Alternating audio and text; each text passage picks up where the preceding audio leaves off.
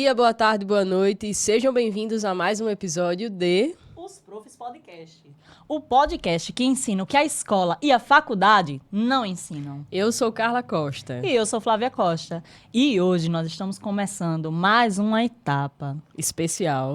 E bota especial nisso, hein, Carla? Sim, sim, sim. É hoje que nós entramos com uma gama de patrocinadores no nosso podcast. É isso aí. E o nosso primeiro qual é? Gente do céu, eu adoro. Eu que o diga. Quem me conhece sabe, eu adoro aquele famoso açaí. E quer ver coisa? É o açaí da Nanã. Exato. Isso. Eles montam de forma personalizada ao seu gosto, minha gente. O que eu adoro é leite condensado, leite em pó, banana, uva. Pode botar também um kiwizinho. Na medida. Pode mandar lá pra casa, certo? Perfeito. E você? De qual que você gosta? Praticamente o mesmo que o seu, só que eu acrescento flocos de arroz. Perfeito. E a maneira que eles montam... Gente, é espetacular. Ai, Pense numa energia Perfeito, deliciosa perfeito. que esse açaí dá, hein? Exato. E você tanto tem a opção de ir lá no ponto físico, Isso. como também ligar, que eles fazem entrega, né? Eles fazem delivery. Ligar, mandar mensagem no WhatsApp. Exatamente. E é um atendimento maravilhoso, super rápido. Então não perde tempo, tá? Quer uma energia deliciosa? Diz Açaí da pro Nanã. açaí da Nanã que eles entregam rapidinho. Muito bem. Olha só. Deixe ela. Mas não tem só o açaí da Nanã, né? Temos um outro. Qual é o outro? 26 treinamentos. Exatamente, que é a nossa empresa. Exatamente. A empresa que fundou os Profs Podcast. Oh my God. 26 treinamentos. Por que 26? Vocês já podem ver o próprio nome ali na logo. É uma junção do nosso propósito no mundo, que é crescer e contribuir. Então, os projetos e produtos que nós divulgamos dentro da 26 Treinamentos têm sempre o mesmo objetivo: crescer e contribuir. Vocês conhecem os Profs Podcast, mas não temos apenas os Profs Podcast. Nós temos também... A imersão Mova-se. Isso. Que aconteceu quando, a primeira? Ai, gente, foi em janeiro, viu? Já com a segunda edição aí pré-marcada, A gente já pode dar o pré-agendada. spoiler de onde vai ser?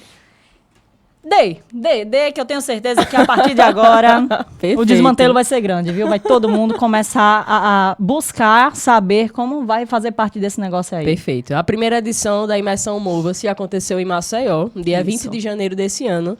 Mas a segunda imersão vai acontecer também em janeiro do próximo ano, só que não em Maceió, Onde? em Boca da Mata. Diga então, aí. se você é professor, empreendedor ou aspira a ser empreendedor, né, um potencial empreendedor, tenho certeza que a imersão Mova-se vai ser para você. Para Isso saber mesmo. mais sobre essa imersão, continua nos acompanhando. Intensamente, tá? Sim. Que não vai se arrepender. Tá, mas então, quem a gente vai entrevistar hoje? Rapaz, você não sabe. Tem que ter saúde mental pra isso. Principalmente se for professor, né? Vamos entrevistar ela. Apresente ela logo. O pessoal tá muito curioso pra saber. Vamos lá, deixa eu pegar aqui o currículo. Yasmin Marciani. Isso mesmo. Yasmin é psicóloga formada pela Universidade Federal de Alagoas. Diga aí. Potência, viu? É especialista em educação inclusiva e, no momento, faz mestrado em psicologia também pela Universidade Federal de Alagoas. Rapaz, Mente disruptiva, né? miséria. Pensa totalmente fora da caixa. E a gente gosta disso, viu? Adoramos. Com certeza. É um dos pré-requisitos para estar aqui, ó. Exato. Junto a nós nessa mesa. Perfeito. Então, Yasmin, a gente falou brevemente sobre o teu currículo, mas compartilha com a gente um pouco mais sobre a Yasmin. Por que psicologia? O que te levou a fazer esse caminho? Sua base escolar? Fala um pouquinho mais sobre você pra gente e pras pessoas que estão ouvindo você. Primeiro, eu quero agradecer pelo convite de estar com vocês. Nós que agradecemos. Já me diverti muito antes de só Nos bastidores, né? Mas eu acho que a pergunta do porquê psicologia é uma coisa que eu não consigo responder. Sempre que me perguntam, eu acho que falta uma explicação, assim, que eu consiga comunicar corretamente. Sim. Porque eu acho que os caminhos me levaram à formação em psicologia. Eu fiz toda a minha formação na educação básica, então o meu único objetivo de vida era ingressar na UFAL. E quando eu estava no estado, ali no segundo, terceiro ano do ensino médio, eu não tinha idealizado uma formação profissional, nem acadêmica, nem nada do tipo. Então, a minha questão era ir para uma universidade pública. Eu sou filha de uma mãe analfabeta, né? Fui criada pela minha avó. Minha avó, ela teve 10 filhos, adotou 8, então são 18 filhos. Beijo a Deus, viu? Coraçãozão. São 18 filhos dessa mulher. Eu fui a única que conseguiu concluir, né, o ensino básico da educação mesmo, e ingressar no nível superior. Então, a minha pretensão era estudar. Sim. E ela não estudou, mas ela sempre teve a questão da dedicação, da minha ida à escola, da nossa ida à escola como prioridade. Mas a gente sabe que quando você nasce em uma família que não tem condições financeiras ou não tem, na verdade, um histórico com a educação, é muito difícil você continuar os seus estudos. Isso. Sim, sim. A gente é vítima de violência, é vítima de uma desigualdade social muito grande. Então, eu só queria entrar na UFAL. Esse era o meu foco. E aí, quando eu estava no terceiro ano, eu fiz o Enem a primeira vez. E a minha nota não foi boa, porque eu... Na verdade, eu não esperava muito, né? Mas não era boa para escolher. Sim. Então, eu entrei no curso que dava. Então, eu fui fazer meteorologia. Eita! E a minha outra opção era física, licenciatura. Nossa! Que massa! Então, eu entrei na UFAL com 16 anos para cursar meteorologia. Cursei 1 ano e meio do curso, né? Sim. E aí, no terceiro período, lembro do coordenador do meu curso da época me chamar e perguntar se eu estava no local que eu devia, porque ele sempre falou que eu era muito comunicativa. E aí, com essa pergunta, deu um estalo, assim, será que eu tô realmente no local que eu deveria estar? E lembro de, na semana seguinte, ter acontecido a calourada da UFAL, e aí o convidado estava falando sobre desenvolvimento emocional. Sim. E ele era professor de História e estava ali fazendo uma pós-graduação em Psicologia. E foi o meu despertar para fazer o Enem de novo e tentar Psicologia. Mas também não era uma certeza, então eu tentei Psicologia, aí eu fui aprovada em Psicologia, Fisioterapia, Gastronomia. Meu Deus, Ela e todas passou. as IAs que tivessem disponíveis. Né? Física de novo, porque Nossa. eu era muito boa em cálculo, assim. Eu sempre fui muito boa em exatas e eu gostava de Física. E aí eu tentei Física de novo, passei em Física e não cursei. Fui para Psicologia, então concluí os meus 5 anos lá na UFAL. A UFAL, ela, por ser uma instituição pública federal, ela proporciona algumas coisas, né? Sim. Então, Sim. eu só concluí o meu curso de Psicologia porque eu tive uma bolsa, né? Fui bolsista PPG, que é uma bolsa para alunos que são de baixa renda. Então, eu recebia R$400 mensais. E foi como eu consegui concluir. Porque, assim, eu saía daqui de Boca da Mata às 5 da manhã, retornava, chegava em casa às 8 da noite e tinha que me alimentar. Isso. Então, a minha bolsa era exclusiva para que eu conseguisse comer. Se Na manter na universidade. universidade, né? E aí, fui para a universidade, concluí. Assim que concluí, comecei a trabalhar na educação aqui, né? Vim para cá. O meu trabalho aqui começou em 2022. Fui a primeira psicóloga escolar. Que coisa Deixe incrível! ela, Pioneira, gente. pioneira. Pioneira. E aí, voltei a estudar, na verdade, continuei. Vi que a questão da inclusão é uma necessidade, Sim. né? Foi uma necessidade para minha prática, foi uma necessidade diária, assim, de pensar como é que eu posso, de alguma maneira, contribuir. Não nessa lógica de meramente eu ser psicóloga e ter que lidar com transtorno, Sim. ou Sim. ter que lidar com o processo de adoecimento. E aí, ano passado, entrei no mestrado também. Estou no 2º ano agora do mestrado e é isso. Crente que eu vou terminar, Vai dar projetando certo. já um doutorado por aí. Mas, Aí assim, sim. a ideia da educação e o meu processo formativo sempre foi muito atrelado que a educação me possibilitava sonhar, assim, né? A educação, para quem nasce numa família pobre, Sim. é o único viés ou possibilidade de ascensão. Então, para mim ascender socialmente, eu fato. precisava estudar. Ou ganhar na Loto Fácil. Mas eu nunca joguei na Loto Fácil, então... Então é um pouco eu impossível, fui, né? Aí eu fui estudar, que era o que eu gostava de fazer. E mesmo se jogasse, né? A probabilidade de ganhar. É bem menor. O caminho mais certo foi através da educação. Isso. Aí você acredita ou afirma que essa paixão que você tem por entender, né, que a educação era o meio de fazer com que você ascendesse, foi o que te levou a fazer especialização em psicologia escolar? Foi. Quando eu ingressei, eu sempre fui do movimento estudantil. Então, quem é do movimento estudantil acredita muito na mudança, Sim. né? Muito. Se acredita como um potencial de transformação. Então, a psicologia, ela possibilita uma atuação muito diversa, né? Aham. São mais de 15 áreas de atuação possível, né? Então, quando eu estava na graduação ainda, eu sempre falava muito que eu ia me formar e eu ia trabalhar em Boca da Mata. E nesse momento, eu não sabia em quê, né? A ideia da projeção de psicólogos na educação, ela só começa em 2019. Apesar de ser uma coisa antiga, a gente data historicamente que a psicologia escolar surge ali no século XIX. Mas só em 2019 a gente tem a primeira lei que obriga a ter psicólogos Sim. e assistentes sociais na Sim. educação básica. Amém, né? Finalmente. Finalmente. Então, foi por aí, assim, de um local de retorno. Eu sempre falei que eu me constituí nessas escolas, nos corredores das escolas que eu trabalho hoje. Então, os meus professores são meus colegas de trabalho na atualidade. Então, eu queria contribuir para o meu município.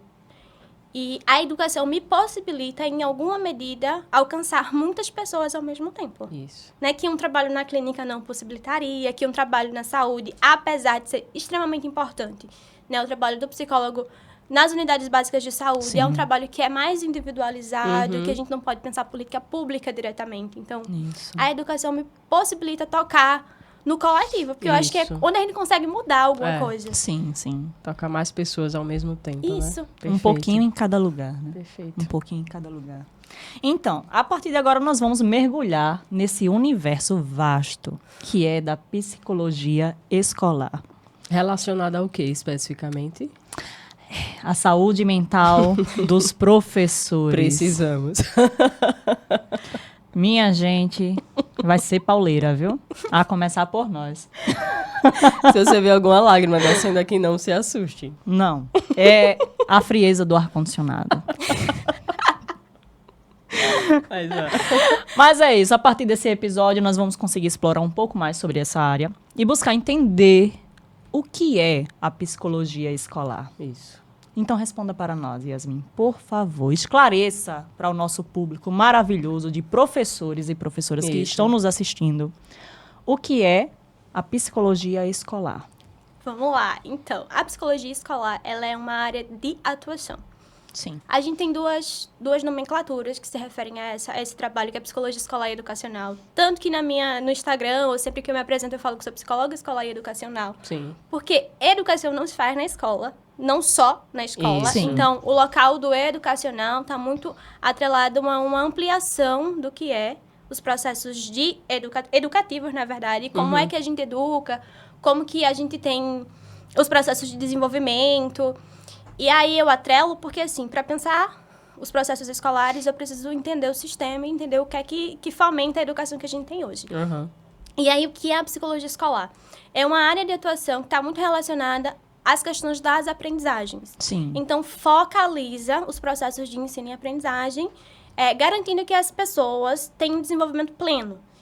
E aí, tem algumas coisas que são importantes. O objetivo central é trabalhar a prevenção da saúde mental e a promoção do bem-estar da instituição. Sim. Por quê? Não é do aluno. Apesar de nosso trabalho ser corriqueiramente voltado uma maior atenção ao alunado, aluno, né? Mas não é o aluno. A gente quer promover a saúde mental da instituição. Então, são dos educadores, dos funcionários, todo, né? dos familiares, da comunidade Todo. que circula a escola. E aí, a ideia central e a grande dificuldade da nossa atuação é porque a psicologia é ainda socialmente vista como algo clínico. Sim. Então, a ideia que a gente tem de um psicólogo na escola, e que foi por um longo tempo, era de um psicólogo que ia trabalhar as queixas escolares. Ou seja, os problemas de aprendizagem, as demandas de agressividade, e aí saía o aluno daquela sala Seria de aula. a solução, né? Isso, ia resolver o problema da educação. Agora o psicólogo Está chegou. na escola. E assim, o problema da educação é o aluno, nessa ideia. Porque assim, o que é que demandava-se da gente? Tira o aluno da sala de aula, conversa com ele e devolve ele para a sala de aula consertado. Porque aquele aluno tem um problema, tem um Isso. defeito, né? Tem um comportamento inapropriado, inadequado. E aí, quando a gente chega para uma atuação mais crítica, mais contemporânea, a gente precisa pensar que, se há um problema na educação, o problema é nosso. Exato. Né? É do segmento educativo, é da Isso. comunidade. E aí, a nossa função, ela tem muita relação com garantir que as pessoas pensem, acima de tudo, né? Porque Rubem Alves dizia que a alegria da educação... a função da educação está no pensar, na alegria do pensar. E eu gosto muito dessa frase dele porque, assim, é um trabalho diário de fazer com que as pessoas olhem para o espaço escolar como uma instituição social. Né? Vai ter problema, vai ter violência, vai ter racismo, vai ter bullying, Sim. vai ter homofobia. Sim. E que isso é uma questão de sala de aula. Exato. Isso não é uma questão do fora. Então, o trabalho da psicologia é fazer com que o conteúdo didático da psicologia escolar ele faça correspondência à questão social, ao nível social que a gente está. Perfeito. Né? E aí acho que é importante também pensar que sempre que eu digo a psicologia escolar trabalha as questões de ensino e aprendizagem. Aí a gente segmenta assim, aprendizagem, aluno, ensino, professor. Não é. Não é. Onde é que o professor está aprendendo enquanto ele ensina? Porque essa é a grande questão. Para mim, a grande questão é essa. Entender que quando eu falo processo de aprendizagem, não estou falando só do aluno, estou falando de como que o professor está sendo formado. Sim. Como é que o Sim. professor está sendo capacitado Exato. para exercer essa função. Exatamente. Exatamente. Perfeito, até porque as demandas, a gente tá lá na sala de aula, a gente tem que... Eu não vou usar a palavra sanar, porque a gente não tem como sanar, né? Mas a gente tem que encontrar uma forma de contornar a Isso. situação, né? E essa questão da capacitação, ela é muito importante nesse sentido. É crucial, na Crucial, verdade. crucial. Né? É crucial. Existem situações que acontecem no nosso contexto que, se a gente não tiver habilidades suficientes para lidar com aquela situação, um problema que começa pequeno se torna Gigantesco. gigante. E às vezes a gente tem uma tendência, por exemplo, vem uma situação aluno, aí a gente rotula como aluno problema, que é natural, né? Infelizmente de acontecer, mas não deveria ser. Sim. Aí vemos como um aluno problema. Não conseguimos resolver a situação, joga para gestão. Meu Deus. Mas geralmente é assim. Infelizmente. né? Infelizmente. É uma cultura que foi colocada há anos atrás, anos-luz atrás, e que até hoje... E a gente até mantém. hoje acontece independente Se do mantém. contexto. A gente mantém. Eu E a não sei. psicologia pode ser também alguém que influencia nesse pensamento, assim. É. E que foi historicamente. A psicologia não é a princesa dos contos de fada. Eu Em sei. muitos momentos ela foi o vilão. Sim. Sabe? Ela nasce na escola para justamente fazer um mapeamento, uma triagem do quais são os alunos aptos à aprendizagem, quais são os não aptos. Numa formação que se ele vai aprender, ele tá aqui. Se ele não vai aprender, ele tá fora. Não serve para a escola. Sabe? Então, se a gente Então, não de certa tem... forma, exclusiva, É uma né? exclusiva, Exclusão, Se a gente não tem esse olhar de compreender, né, de como é que esse fenômeno da não aprendizagem ele é montado, porque ninguém não aprende assim. Eu Tem sei. um porquê. Tem. Sempre tem, né? Sempre tem. E também não dá para cobrar do professor se a gente não instrumentaliza o professor. Isso. Não dá. Que Isso. fala, diga aí. Perfeito. Perfeito. Perfeito. Falou em nome de todos nós. Agora, né? Real, viu? Perfeito, perfeito. Me identifiquei total.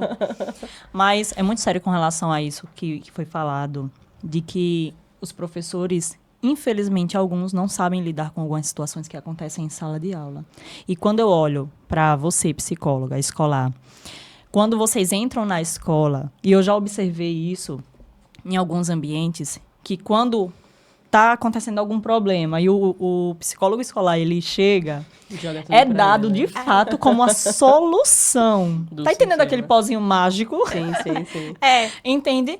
Ah, não, consigo resolver não. Mas olha, o psicólogo Tá chegou, manda conversar com ele. Aí eu fico olhando aquilo. Você entende que, tipo, para nós, professores, que pelo menos eu acredito que eu e Carla nós temos aquele olhar de que, não, tá acontecendo algum problema na minha sala? Eu vou tentar resolver. Isso. Entende? E resolver com a melhor abordagem que eu tiver a possibilidade de ter. Só que, ao mesmo tempo que eu sei disso, eu também tenho consciência de que outros professores não se preocupam tanto com isso, infelizmente. Né? Aí pega o psicólogo escolar e Resolve. Joga pro psicólogo seja você escolar. o remédio para as minhas dores. É um tipo, todos os problemas acontecem na escola. Qual dia que o Isso. psicólogo tá na escola? Exato. Pronto. Agenda! Não, Agenda pra ele. Agenda Eu pra já ele. ouvi. Me dê aí uns 5 requerimentos. Aí eu, minha gente, pelo amor de Deus, pra que isso? É desse Não, jeito. porque fulano tá tendo dificuldade para acompanhar o nível da turma. Tá, mas você já parou para pensar se não é devido a alguma coisa que ele tá passando em casa, que aí ele tá ficando mais Isso. disperso em sala de aula, não tá conseguindo acompanhar. Senta Exato. com ele e ouve. Às vezes o que os nossos alunos precisam é isso. É de alguém que pare para Pra escutá-los. ouvi-los, né? Né? E talvez daí surja o remédio. É, né? exato. Tipo, dessa Surja um identificação, né? remédio, isso. Chega no aluno, ouve o problema dele, aí talvez a gente consiga identificar, Sim. não é problema. Não é um problema. Isso. Então, vamos sentar aqui e vamos resolver. Mas aqui, nesse contexto, vamos precisar de uma ajuda Senhor. externa. Ou de outra pessoa. Aciona o psicólogo escolar. Mas não é sempre que encontra um problema Que demanda. jogar para o Isso. psicólogo escolar resolver, né? Eu falo muito com a minha equipe. Hoje a gente somos em 5 psicólogos. 6, na verdade, comigo. Eu não tô na escola mais. Eu Sim. tô como estou na gestão agora, Sim. né? Coordeno a equipe de psicologia. Tô muito mais relacionada à questão dos projetos. Sim. Mas eu sempre falo pra eles que não adianta a gente, mesmo que eu seja a melhor psicóloga escolar do Brasil, se eu não tiver o professor, o meu trabalho não vai ser nada. Isso. Tem que ser um trabalho em conjunto. Porque, assim, é quem tá no dia a dia, Na é linha quem de tá na frente, atividade diária. Então, mesmo aqueles que vão pra gente, em um momento de conversa, de brincadeira, de estímulo mais orientado, mais direcionado, e retornam pra sala de aula mais ameno, no quesito do comportamento, Sim. se o professor não mantém, Isso. o que adiantou? Não vai adiantar. Exato. Comportamento é aprendido. Isso. Assim como tudo que a gente tem, né? Tudo que a gente faz é aprendido. A gente aprende a comer, a gente aprende a dormir, a gente aprende a conversar. Tem que ser um incentivo diário, né? Treino, repetição. Tem que ser uma treino, repetição. Então, não adianta mandar para o psicólogo. E também não adianta mandar no sentido individualizado. Porque, vejam, quando é quesito de comportamento, é uma coisa que eu tenho conversado muito com os professores. Em formação. Todos os requerimentos, os encaminhamentos que vêm para mim, em Uns maioria gritante, são de meninos. Meninos. Tem uma questão do marcador de gênero que é importante nomear. Porque é quem mais tem dificuldade de aprendizagem, é quem mais tem questões com comportamento. E aí eu sempre discuto com os professores por quê.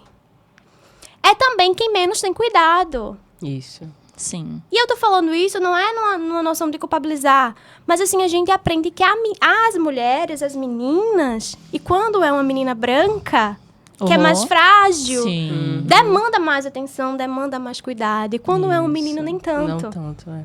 Não no imediato, pelo menos. Eu sei. Então vem pra gente nesse local aí, eu retorno pros professores. Vocês já perceberam que vocês estão mandando pra mim meninos, majoritariamente meninos negros, majoritariamente meninos de um bairro específico. Isso. Né? O que a gente pode fazer nesse coletivo? Porque o problema é a agressividade. Mas a agressividade aparece em 16 alunos, 22 alunos, de uma mesma escola, quando não é de uma mesma classe. Então, é a agressividade e a questão do comportamento, de fato, o grande problema. Sim. Então, a nossa função é sempre lançar um olhar diferente. Os professores me trazem uma coisa, eu avalio o que eles me trazem e eu jogo outra pergunta. Ajuda a pensar, né? Ajuda. Eu não respondo muito assim, né? É a terapia coletiva, né? Você chega incentiva a querendo uma pensar. resposta E e sai vem com uma duas perguntas querendo É. resposta. que gera isso. reflexão. Sim, sim. Mas isso é perfeito mesmo. Eu fiquei refletindo aqui. Certo, agora eu queria explorar um pouco mais quais as áreas que a psicologia escolar atua, né? Perfeito. Certo, a gente tem alguns eixos, assim. Primeiro, eu vou falar do público que a gente atende, porque é uma coisa que eu acho importante. A gente atende com aluno, certeza. professor, família, comunidade Estão ouvindo, né? Pelo amor de Deus. e profissionais externos. Perfeito. Quando eu falo de atendimento, não é só a escuta, né? É todo mundo que a gente contacta, né? Sim. E aí, quais são as áreas que é possível de atuação? Formação continuada de professor e educadores no geral. Avaliação para as questões das aprendizagens, né? Se tem algum tipo de dificuldade ou algum tipo de transtorno, é uma função nossa avaliar para encaminhar para um cuidado em saúde, né? Que garanta a aprendizagem futura. Prevenção a questões das violências, então, prevenir violência sexual, prevenir o racismo, o bullying, instrumentalizar os alunos a nomear essas coisas, Sim. né, a diferenciar A dar o que é nome, bullying, isso. o que é bullying do que é racismo. Eu acho Sim, que é sim. importantíssimo nesse processo. Fazer, na verdade, elaborar um diagnóstico institucional. Então, quando a gente começa o ano letivo, a gente sempre faz o diagnóstico da instituição. Quem são os profissionais daquela instituição, quem é o alunado, qual é a região que a escola abrange, qual que são os objetivos de educação que aquela escola tem, né? Então, o diagnóstico é importante para a gente fazer o planejamento anual das nossas atividades, prestar consultoria e orientação para a elaboração do projeto político-pedagógico. Meu Deus. Só um pouquinho de coisa, né? Vários checks aqui. Eu já estou exausta de ouvir a quantidade de E demanda. coisas, muita isso. coisa, E orientar em projetos, em atividades dinâmicas de sala de aula. Por exemplo, a gente sabe que nem todo professor vai conseguir estímulos necessários para manter a concentração daqueles alunos. Sim. Então, é uma função da psicologia escolar orientá-lo Auxiliar, né? a partir do nosso conhecimento. Perfeito. Né? Eita. E aí são essas várias coisas, fora ter que lidar com os atendimentos emergenciais. Porque não dá também, quando eu falo que nós não fazemos psicoterapia. Vou repetir várias vezes. Nós não fazemos psicoterapia. Ouviram? Mas a gente faz atendimentos emergenciais. Sim. Porque a gente tem adolescentes que entram em crises ansiogênicas dentro da escola. Isso. E aí o psicólogo tá lá e vai fazer, não tô ouvindo. Vai pra saúde. Não, a gente faz o atendimento, Eu a gente sei. faz a orientação. A gente faz uma coisa chamada psicoeducação, que é para os alunos e para os educadores. A psicoeducação consiste numa informação e no conhecimento sobre as questões dos transtornos afetivos, psicológicos e emocionais. Então, é instrumentalizar as pessoas a reconhecer o que é isso, Sim, né? sim. E a manejar também. Se eu estou em uma crise de ansiedade, O que é quais que são eu as faço? técnicas O que que eu posso fazer? usar? Perfeito. O que eu posso fazer para amenizá-la, né? E, fora isso, e o mais famoso e mais conhecido aí pelas escolas, que é a educação socioemocional, né? Que é desenvolver as competências que está lá na ABNCC. É isso. Só. Só.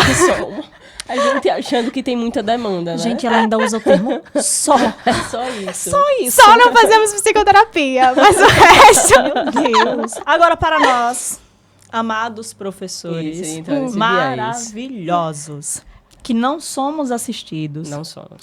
pela Lei 13.935. Você decorou, não foi? Oxe, minha De gente. 2019. Exatamente, de 2019. Que só entrou em vigor. Não, 2019. Aqui em BM foi só 2019. Não, essa lei de 2019, Brasil. Brasil. Isso. Boca da Aqui, Mata começa em 2022. 2022 não foi. Minha gente. É. E a gente tem municípios que ainda não tem. Que ainda não tem. Boca da Mata tá disparando aí, viu? Tá. Com força. Mas, então, e para nós que infelizmente não somos assistidos por essa lei, mas que pelo manual do psicólogo, sim. Eita, como ela pesquisou. Olha aí, minha gente, preparadérrima. Vim pra guerra, preparada. Veja só. Me diga como que o psicólogo escolar atua. Vou para falar nós, professores. Essa lei... Gente, essa lei tem uma página. Por favor, não dá pra medir o que a gente faz por essa lei. Ela tem uma página. Ela diz que é pra contratar psicólogos e assistentes sociais e que depois a lei entra em vigor no momento da sua publicação. Então, assim, a lei pouco diz. Diz que precisa de psicólogo e tem um dos artigos da lei que diz que é pra atender as demandas que aparecem naquele contexto. Isso. Só que ele... A questão dela, o que eu falo que não nos Tem aluno lá, nos assiste nomeado. é porque eles nomearam... Alunos, né?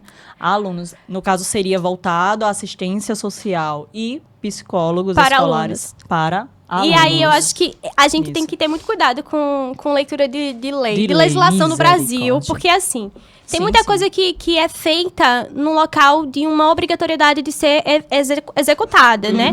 A lei quase nunca ela direciona como deve ser feito o trabalho. Isso.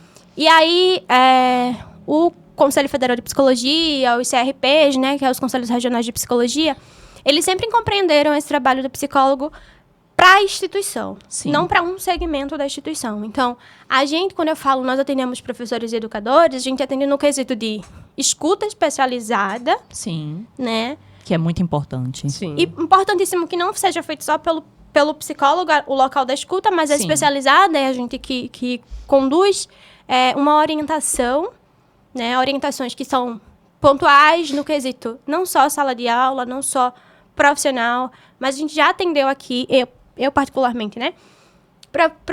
Profissionais que estavam sofrendo com ansiedade, profissionais que têm depressão. Então, assim, não dá pra deixar a sua depressão em casa. Isso. Você vai pra escola, você vai com ela, você vai com a sua mochila, com a sua bagagem. Então, a gente também precisa entender que, apesar da lei nomear ali um segmento das demandas dos alunos, A demanda do aluno, ela vai estar diretamente ligada ao professor. E a questão da escola. Sim, sim. Quando o aluno demanda aprendizagem, a gente tem que falar com o professor. Quando o aluno demanda suporte emocional, a gente tem que falar com o professor. Quando o aluno demanda uma segurança no espaço escolar, a gente tem que falar com o professor. Então, apesar da lei não descrever, os manuais da psicologia escolar descrevem esse acompanhamento, mas é sempre a mesma coisa, vedando uma psicoterapia, que isso é para qualquer segmento. Uhum. Se a gente fosse... É como se a gente fosse pensar com quem que o professor trabalha na escola. Para quem que serve o professor? Para que serve o gestor? As meninas da cozinha preparam a merenda para quem? Diretamente para os alunos, mas em caso de sobra, para quem? Vai para o professor. Você faz a limpeza da escola para quem? Para o aluno. Você faz a limpeza da escola para a comunidade escolar. Isso. Se eu sou psicóloga escolar e eu entro na escola, eu sou educadora. Sim. Todo mundo dentro da escola é educador. Isso. A gente se educa no coletivo. Então, o meu trabalho ele tem que estar direcionado a olhar de maneira mais ampla, porque, assim, a gente fragmenta muito as coisas quando a gente isola. Não tem como eu pensar competências socioemocionais de um aluno se o meu professor não tem competência socioemocional. Minha gente, não tem! Tem, então eu tenho que ensinar meu professor sobre emoção. É dura, né? Ei, vai ter gente que vai chorar ouvindo.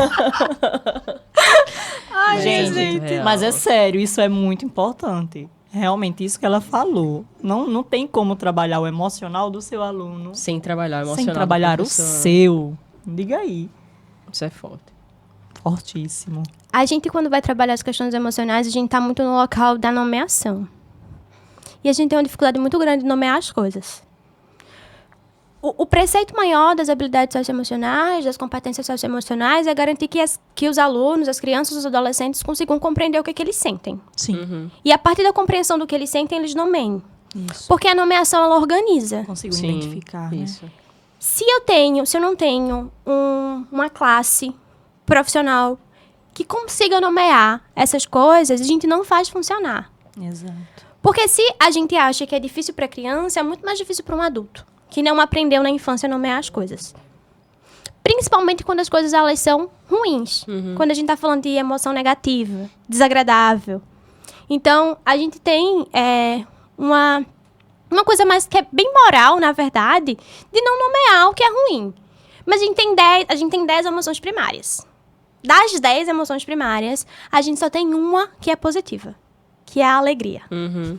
E aí a gente pode considerar que a surpresa também seja positiva, mas não é sempre. Nem sempre. Isso. E aí as outras emoções primárias é raiva, medo, nojo.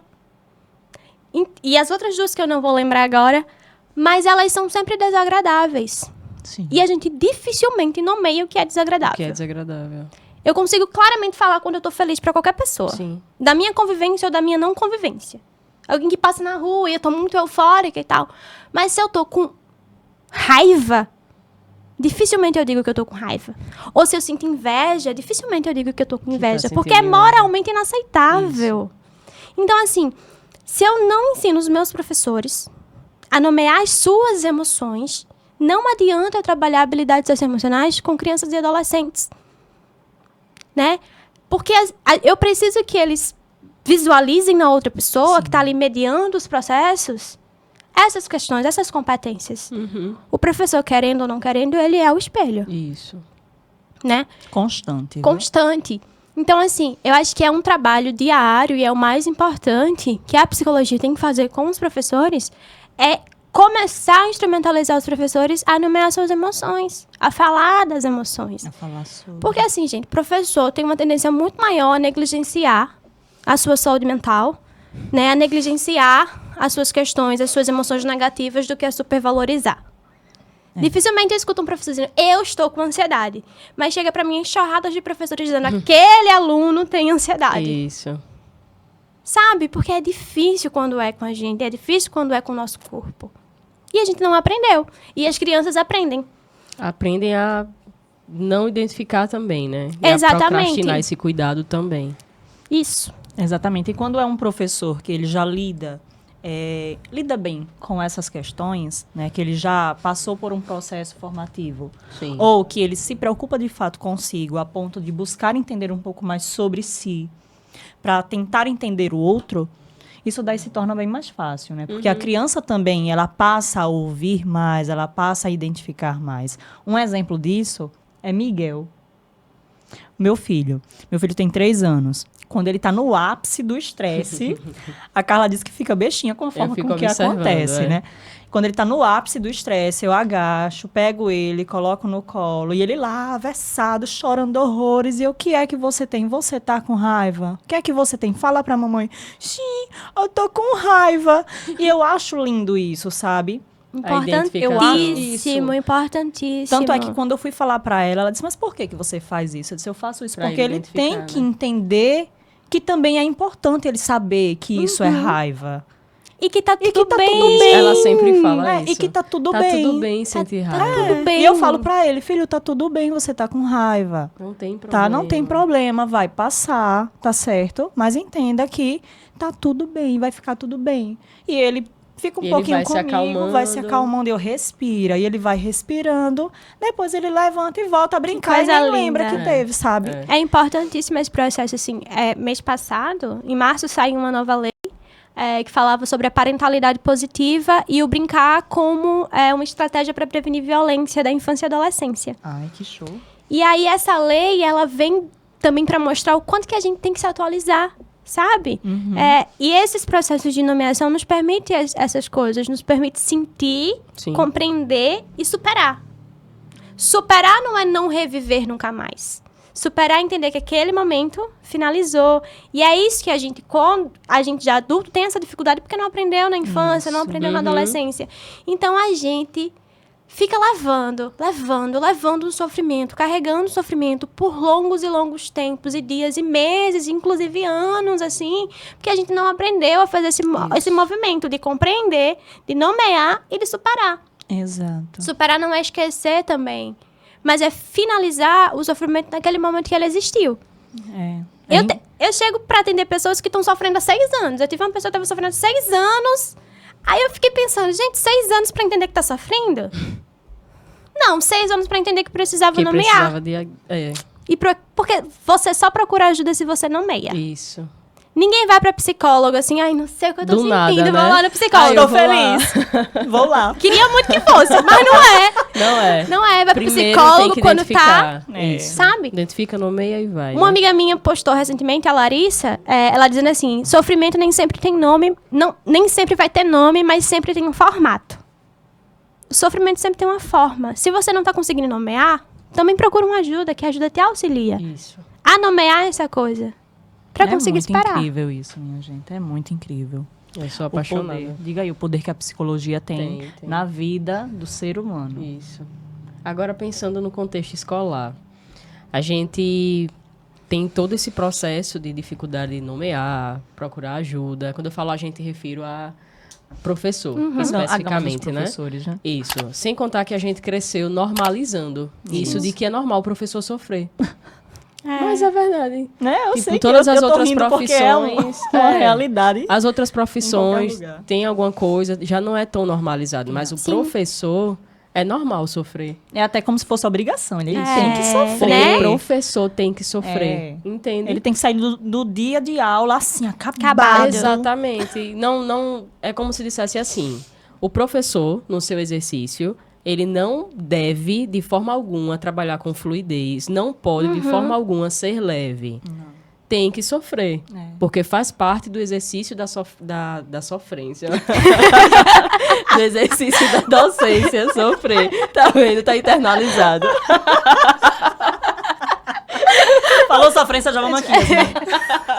Do exercício da docência. Sofrer. É, sim. Mas existe todo um contexto que faz com que a gente pense dessa forma ou normalize. Não deveria ser normalizado, mas normalize. A gente pega, por exemplo, o contexto educacional, a gente sabe que professores, para ter um pouco mais de qualidade de vida, financeiramente falando, né, proporcionando para ele mais qualidade de vida e para os seus, é necessário, às vezes, trabalhar em mais de um ambiente. Sim. Porque se você trabalhar em um único ambiente, você não vai ter rentabilidade o suficiente para ter qualidade de vida para você e para os seus. Exato. Para pagar contas e tudo mais. E aí entra nesse contexto, eu preciso trabalhar 2, 3 horários. Já é normalizado, internalizado, de que professor pode sofrer. Porque faz parte do ser docente. É cultural. É cultural. Aí, dentro desse contexto, está enraizado esse tipo de pensamento. Você ainda precisar trabalhar em 2, 3 ambientes. De segunda a sexta. Dedicando fins de semana para fazer planejamentos de aula e tudo mais. Enfim. Acaba que não se tem tempo. O tempo que eu falo é do procrastinar. No sentido de, eu não tenho por que cuidar de mim, porque eu preciso trabalhar. Aí é onde entra a questão de como cuidar dos professores. Porque a gente falou, durante boa parte do nosso papo, até o momento, sobre a assistência ao aluno, e a assistência ao professor. Como fazer para não deixar tão enraizado essa sensação negativa de que está tudo bem sofrer, de que tá tudo bem, a vida do professor ser assim. Entende? Como a psicologia escolar pode fazer ou pode influenciar para que professores tirem esse tipo de pensamento de si. Desmistifiquem. Isso, exatamente. Sempre que eu tenho oportunidade de estar em formação ou conversando com os professores, eu sempre pergunto se a pessoa queria ser professora. E se ainda quer ser professora. Sim. Porque a gente tem, e eu vou falar da nossa realidade aqui, a gente tem muitos professores na faixa etária ali dos seus 40, 50, 60 anos, que estão na sala de aula há muitos anos, e a gente tem agora, depois do novo Fundeb, dos processos de valorização profissional, no quesito salarial, né, implicados também aqui no município, Isso. uma classe de professores muito novos. E professores muito novos que chegam por essa questão do olhar de, sempre vai ter trabalho para professor. Então, esse local do trabalho é algo que eu sempre pergunto, assim, tu queria ser professor ou tu veio ser professor porque era o que tinha? Eita! Vrá! Mas tem direta. muitos assim. Eu sempre sou assim. Porque assim, eu entendo. E aí eu vou fazer uma outra coisa, assim, eu fico fazendo conexões aleatórias. Mas a OMS, ela define saúde mental como um completo bem-estar biopsicossocial e espiritual. Eu acho uma baboseira. Não pela OMS, pelo amor de Deus, ninguém me cancela. Mas porque eu acho impossível alguém ter um bem-estar completo. Isso. Tá 100%, nesses eixos, tá 100%. Né? Exatamente. E aí, o que é saúde mental pra mim? Saúde mental pra mim é bem viver. O que é o bem viver? É a experiência de estar confortável na pele que eu habito. Isso. Caramba. Eita. E aí, o que isso quer dizer? Que a gente, para construir esse local do trabalho, não como parece uma penitência, sabe? Parece que a gente... E também tem muitas implicações cristãs, tá? Tem muita implicação do que a gente vai sofrer aqui para ganhar na glória, para ser feliz na glória. E esse processo a gente tá sempre em busca de uma felicidade que vem no final, que vem na aposentadoria, que vem no descanso. Perfeito. E aí, quando eu vou conversar com o professor, eu pergunto se queria ser professor, dependendo da resposta, a segunda pergunta é sempre a mesma. O que é que faz a tua existência ser confortável? O que é pra vocês que estão aqui conversando comigo? Que dá sentido pra existência de vocês? Não precisa ser bem elaborado, não. Sim, sim. Não, pra mim, é o sentimento de querer partir, mas deixar um legado. Eu não quero passar à toa. Isso. Entende? Eu quero marcar. E eu busco fazer isso diariamente. Tanto na minha vida pessoal quanto profissional. No meu caso, é uma necessidade e um sentimento de contribuição que eu tenho muito grande dentro de mim. Quanto mais eu contribuo, mais eu me sinto bem. Então, é esse senso. E aí, incrível as respostas, mas eu coloquei isso porque, assim, às vezes alguns professores me respondem assim, o que faz sentido pra mim é a minha filha. O que faz sentido pra minha experiência, o que me deixa confortável é estar em casa com a minha filha. E aí eu devolvo, quanto tempo tu fica com a tua filha? Aí se você trabalha 16 horas por dia, em 3 escolas diferentes, qual o tempo que tu tem pra tua filha? Isso. Chego em casa, minha filha já tá dormindo, no outro dia eu saio pra trabalhar, minha filha continua dormindo. Então, eu não tenho o local na minha vida do conforto. Isso. Por quê? Porque eu preciso trabalhar para dar condições de vida. Sim, também. Mas isso não ter, você viver em um eterno sofrimento. Uhum. Se o trabalho não é o exercício do trabalho diário, não é o que te faz confortável e não é o conforto de pai. Isso. Que delícia. Não. Ai, que delícia o verão. É o conforto de, tipo, tá fazendo sentido. É isso faz sentido pra mim, pra minha experiência. Você vai viver num eterno sofrimento. Então, o que é que eu sempre oferto quando eu tô com professores?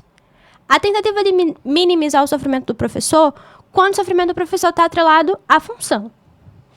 Porque, assim, você tá em 3 escolas diferentes, mesmo que seja 3 escolas da rede pública, que normalmente é aqui. Você trabalha numa particular, aí faz um horário na pública e às vezes tá na EJA. Isso. Né? E você tem Isso. segmentos diferentes, idades diferentes.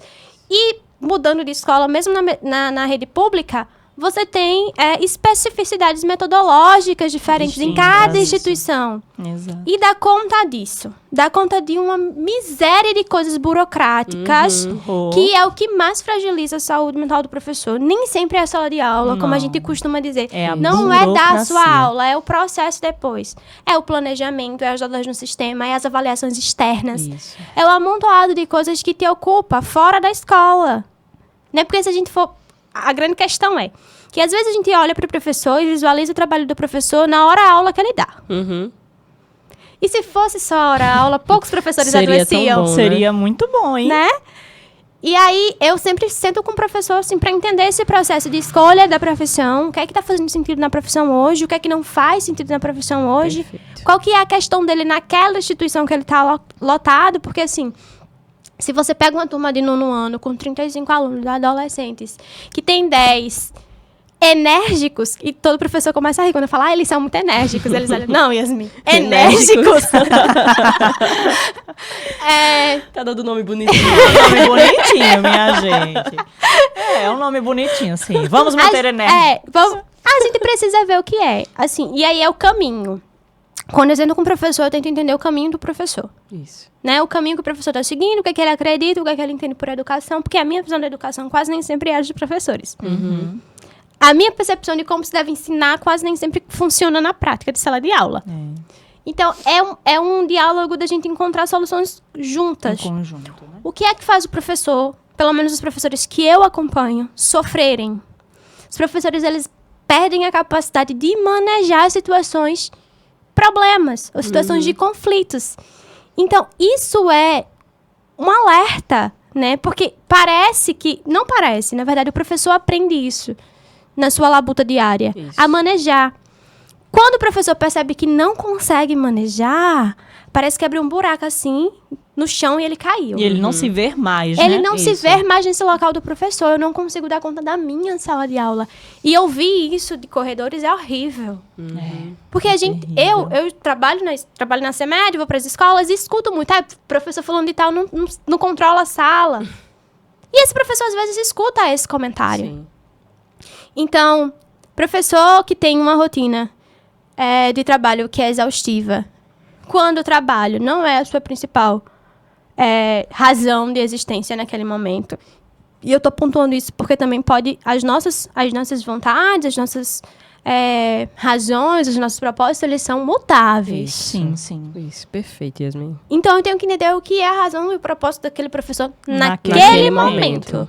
Para trabalhar com aquilo. Isso. E eu gosto muito de 2 autores que são pedagogos, uma historiadora, outra pedagoga, que é o Luiz Simas e o Luiz Rufino.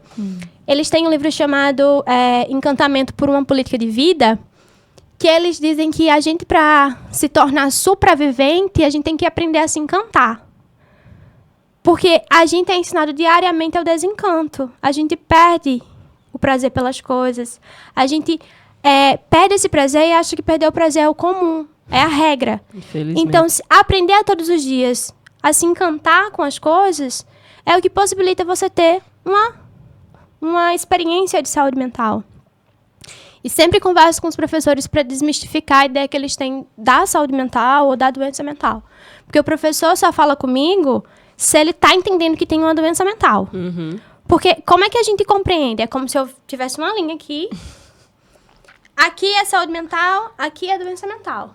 Se eu tenho saúde mental, eu não tenho doença mental. Isso. Se eu tenho doença mental, eu não tenho saúde mental. Não existe meio termo, né? Não é assim que funciona.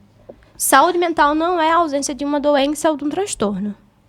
Saúde mental é a experiência de você se sentir confortável na pele em que você habita.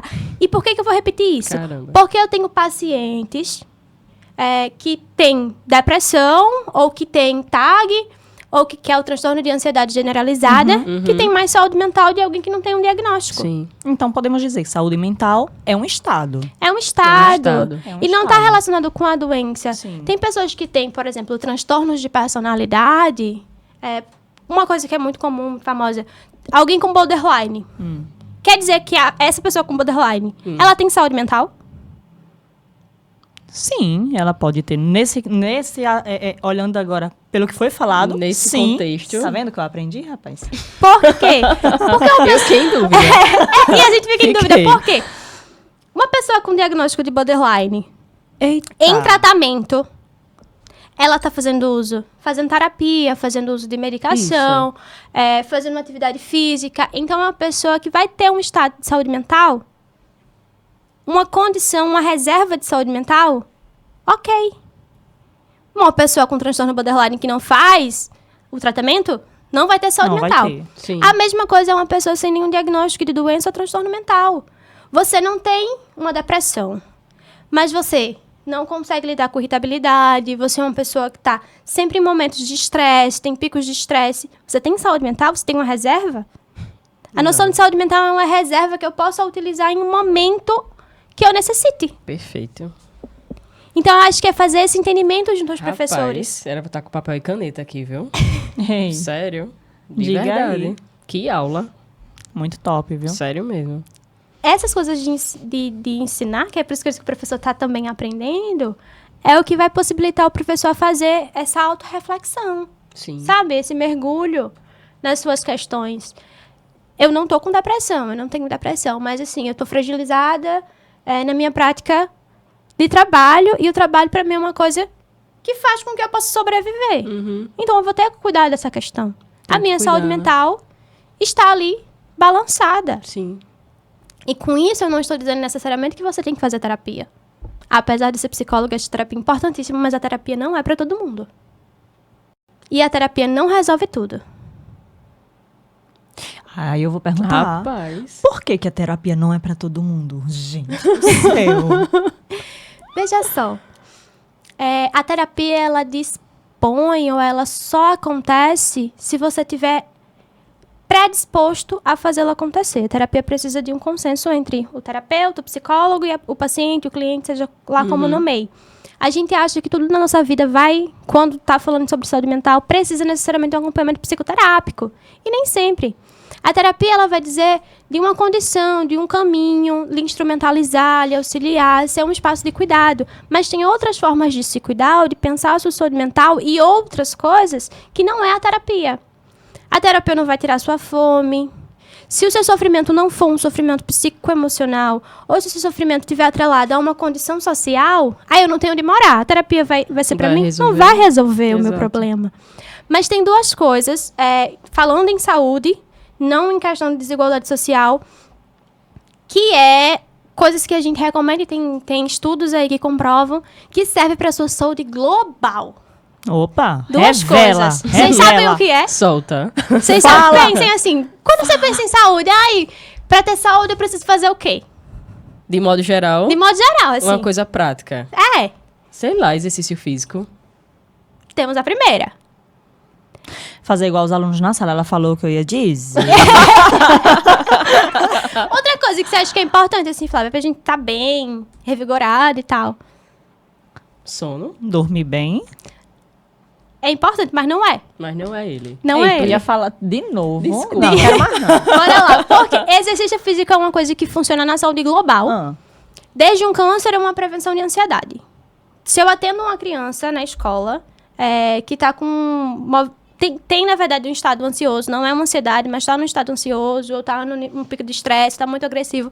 Eu sempre vou tentar falar com o Bebeto. Bebeto, tem Eu como sei. encaixar, Sim. direcionar para o sabe, esporte. para o esporte. Porque Perfeito. você vai produzir noradrenalina, você vai produzir serotonina, que são hormônios que a gente associa com a felicidade. São hormônios ditos como hormônios da felicidade. Isso vai dar uma baixa no seu estado ansioso ou agressivo. E a outra coisa, e aí eu tô falando que é importante, façam. Eu faço, pratico todos os dias? Não, porque eu sou preguiçosa. Mas façam o que eu digo, não façam o que eu o que eu faço, como diria minha mãe. Mas a segunda coisa, que é a coisa que eu faço, que eu exercito diariamente, que muitos estudos, não só no Brasil, mas mundialmente falam que é importantíssimo, que é a coisa que eu também faço com os professores na escola, é ter bons relacionamentos. Ei, Vocês sabiam que ter bons relacionamentos previne muitos processos de adoecimento? Rapaz. por isso que ela Faz nunca mais sentido. adoeceu. Talvez seja! Palmas pra mim, que essa foi maravilhosa. Mereceu. Ter bons relacionamentos, Bons construção de relacionamentos. vínculo. Gente do Porque céu. assim, né? Esporte e ter bons relacionamentos. Essas são as duas coisas que funcionam para a saúde global, né? E por que são essas duas coisas? A gente pode pensar sono, pode pensar alimentação, que é importante. Mas, por Também, exemplo, né? Influencia, mas não. mas não vai salvar na sua saúde global. Isso. Porque, assim, o sono, eu preciso dormir no mínimo 8 horas. Sim. Mas o meu companheiro, se dormir 4 horas, ele tá revigorado. Então, o tempo do sono vai interferir diferente a cada pessoa. De Tem gente organismo que pra funciona, organismo, né? tem gente que funciona muito bem dormindo pouco. Eu não funciono nada. Se eu não tenho uma noite boa de sono, no outro dia eu tô menina acabada. O pó da rabiola. O pó da rabiola. E a alimentação também vai ser uma coisa que vai ser associada a alguma necessidade que você tem e o seu organismo tem, de nutriente, de proteína. Então, fazer um exercício físico, a OMS disse que a gente precisa fazer 150 minutos por semana. Nem é tanta coisa. Estamos com reserva, viu? Sabe? E isso pode ser de várias coisas. Uma caminhada, um passeio de bicicleta. Mas isso estimula o seu corpo, isso lhe previne Isso. ao adoecimento. A terapia, ela é para ser um caminho de prevenção. Mas por que eu digo que a terapia não é para todo mundo? Porque a gente só vai para terapia quando a gente quer remediar um problema. A gente não vai para prevenir o problema.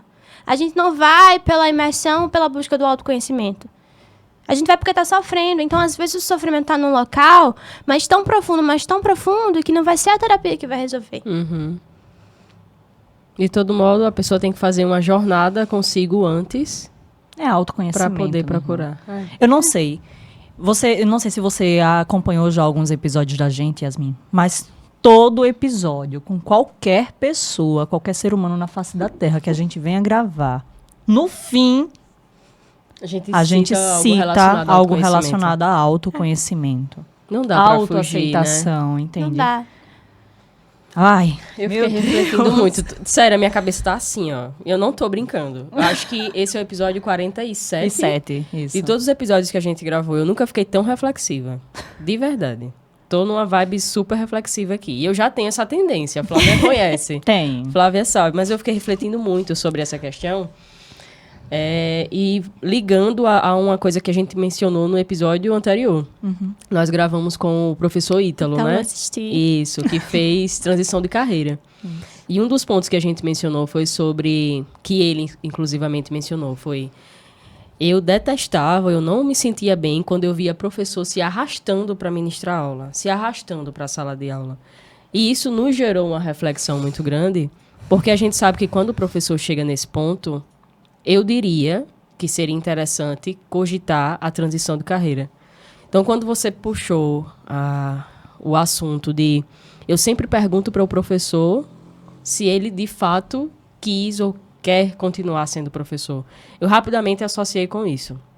Porque quando a gente não tem uma razão muito clara do porquê a gente é professor, a tendência com o tempo é se cansar. Sim. Porque o cansaço, ele tá para todo mundo. Isso é fato. Todo educador com o exercício da docência depois de um certo tempo cansa. Mas existe o cansaço que regenera e existe o cansaço que suga. Eu acho que quando chega no ponto de a gente estar no cansaço que suga, é o momento de fazer uma autoavaliação. Sim. Será que eu devo continuar de fato nessa profissão? Será que eu tenho que me arrastar para a sala de aula? Porque, juntando tudo que a gente falou, se nós não cuidamos, nós professores, não cuidamos da nossa saúde mental, nós não conhecemos as nossas emoções, nós não estamos felizes com aquilo que a gente está fazendo, como é que a gente vai fazer com que o aluno esteja feliz na sala de aula, como é que a gente vai refletir no aluno a importância de identificar as suas emoções, como é que a gente vai fazer com que ele se sinta bem naquele ambiente, se quem está conduzindo a aula ou norteando não está bem. Não vai. E assim, eu acho que é importantíssimo a gente conseguir reconhecer essas coisas, assim, dos nossos limites. O estabelecimento e o reconhecimento dos seus limites são importantes. Até processos de, por exemplo, você se afasta, você pode pedir um afastamento da função e tal. E nesse período de afastamento, é um processo que você pode revisitar e saber se você vai retornar para isso ou não. Vai refletir, né? Tem que refletir se vale a pena retornar ou não. E é importante fazer esse movimento, assim. Eu sou capricorniana, então, assim, eu tenho uma questão com dinheiro e eu sempre falo para todo mundo, eu não trabalho por amor, eu trabalho pelo salário. Se não me pagar, eu não vou trabalhar. E eu acho que é uma questão... Eu amo a minha profissão, sou encantada por ser psicóloga escolar, não trabalharia em um outro local. Sim. Mas é importante marcar que professor é trabalhador. É classe trabalhadora, está trabalhando pelo seu salário. Não é só pelo amor, Não é né? só pelo amor, e não precisa ser também. Isso. Porque até falar isso é mal visto, né? É mal visto. É mal visto, porque professor tem que sofrer. Fazer tudo por amor e tem que sofrer. Tem que ganhar R$1 a hora-aula. É isso, essas coisas precisam ser ditas, minha gente. Precisam ser ditas. Mas você é muito mal visto, pô. Quando a gente fala, entende? Mas é justamente isso. A gente não cultura é socializado a isso. A gente não aprende a fazer isso, mas essas coisas, elas precisam ser ditas. Até o professor que, por exemplo, não tem a docência como um propósito, que entrou para trabalhar porque era uma questão financeira, porque é uma questão de segurança financeira. Quando o professor consegue entender isso? Eu não sou um professor que entrou por um propósito, porque pense... Você trabalha na mesma escola que Flávia, e Flávia é toda empolgada com o processo de aprendizagem, faz contação e pensa coisas criativas para fazer com os alunos. E eu estou na sala de professores com ela no horário da merenda, que normalmente é o horário que os professores estão juntos. Sim. E aí sempre chega alguém falando, a sala de Flávia hoje fez isso, Flávia fez isso na sala. E aí eu tenho um professor que está indo ali ensinar, dar o conteúdo que tem que dar, mas não tem esse mesmo dinamismo que Flávia tem. É um professor que entrou na educação não pelo propósito de formar outras pessoas, mas por ter condições financeiras, né? Por ter condições de sobrevivência. Se ele não consegue admitir isso, que é tornar isso equilibrado. Eu faço meu trabalho porque eu tenho que fazer, porque eu fiz uma escolha de estar aqui. Isso. E é pelo salário também. Mas eu dou minha aula, meu conteúdo. Tudo conforme o estipulado, o que é pedido, certinho, né? Tá tudo certo. Tô dizendo que tá tudo certo pro professor, porque assim, não dá pra romantizar. É por isso que a gente adoece, porque a gente romantiza os nossos processos. Isso. Ninguém trabalha por amor, a gente trabalha pelo salário. O amor pode estar atrelado. Tá mas não é a atrelado. base. O amor, a vontade, vontade de deixar fazer um legado, de fazer a diferença. A experiência que faz sentido. Entende? Mas se não for remunerado, não dá. Porque Não você vai ter nem motivação para continuar, né? sabe. A valorização. É fato. E a valorização tá no salário, mas não só. Exato. É por isso que é bom esses momentos de você revisitar, assim, mesmo quando você tem um propósito. Eu quero ser professora, eu quero dar aula, eu quero ensinar, eu quero formar outras pessoas. Mas aí você tem filhos, você se casa, você se muda, né? Você perde pessoas próximas a você, você vivencia o luto, você sofre. E aí vai chegar no momento que talvez não seja mais a sala de aula, não seja mais a escola. Pode ainda continuar sendo educação, mas não na escola. E não não necessariamente nesse formato. dentro da escola. Falamos Isso. sobre isso no último episódio Eu acho também. Meu Deus. É importante isso, assim. E eu acho que é valioso pra gente em qualquer área que a gente trabalha. Mas quando a gente trabalha, quando vocês trabalham como professores, é importante esse local. Tem um professor, que eu não vou lembrar o sobrenome dele, mas é o professor Mário, ele é lá de São Paulo. Ele fez uma fala, um outro momento que eu escutei, ele dizia assim, eu acho que o meu estalo, assim, pra pensar a minha questão de esgotamento na escola foi perceber que eu envelheço. Por que eu vou colocar isso? Vou pegar emprestado esse do professor Mário. Porque professor envelhece, aluno não. Exato. Se você é professor de educação infantil, você vai ficar 10, 20, 30, 40 anos. Tô puxando muito, né? 40 anos na educação infantil. E você vai estar sempre trabalhando com crianças de 5, 6, 4, 5, 6 anos. Público então, sempre o mesmo, né? você está acumulando muitas experiências da vida, né? Do trabalho, das suas questões, das suas relações familiares e profissionais. E está sempre lidando com o novo. É sempre uma criança nova, mas na mesma faixa etária que eu tinha 10 anos atrás. Isso. E o professor tem uma dificuldade de olhar para isso. O professor envelhece, aluno, não. E isso quer dizer o quê? Que professor, ele se liga a um processo de ensino que ele tem desde o começo, e aí chega alunos da mesma faixa etária e você acha que vai trabalhar do mesmo jeito. Mas aquele aluno tem a mesma faixa etária, mas ele é novo. Isso. Contexto diferente, carga diferente. Família diferente. Isso. Realidade diferente. Exatamente. Tudo diferente. Então, perceber esse processo de envelhecimento é como se o professor fosse chamado Meu Deus. a viver sempre a infância e a adolescência dele. Minha irmã. É sério? Você é doido? Ai, meu Deus. Ai, e eu tem queria- gente que ainda não assiste o episódio, velho. Diga aí, É a gente sério? indica tanto, né? Tem gente que ainda Rapaz. tem a ousadia de não assistir a algo um assim. tipo de meu coisa Deus. que eu acho que todo professor deve ouvir. É. Juro, e eu não falo isso pra estar exaltando você, tá puxando o saco, nem Ou nada do porque tipo. é o nosso podcast Não, e de tal. forma alguma, de verdade. Se É fosse porque em é outro lugar, necessário. em outro podcast, e você estivesse lá, eu ia querer ouvir. É o tipo de coisa que o professor precisa ouvir. Qualquer professor. Qualquer, independente. Se trabalha com educação infantil, ensino médio, enfim. Professor. Professor. Porque é uma dor geral, né? É uma Sim. dor geral. Sim. É um sofrimento cultural geral. É. Freud, vou falar Freud, não sou nem psicanalista, mas assim, Freud, nem gosto de psicanálise, Sim, meus Freud. amigos psicólogos não gostam. Mas Freud tem um livro bem antigo chamado Mal-Estar da Civilização, e nesse livro dele ele vai falar que cada tempo, né, ali a gente já pode pensar que cada tempo tem que ser problema, né, cada tempo tem que ser o sofrimento. A gente está hoje num processo que jamais vai deixar de ser um período pós-pandêmico. Exato. Então a gente teve que uma muitas sequelas pandemia, ficaram, né?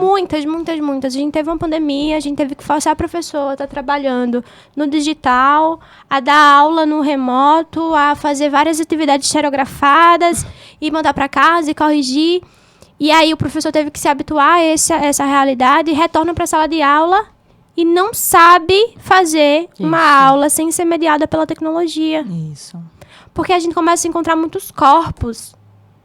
E muitos corpos no mesmo espaço é agoniante. Exato.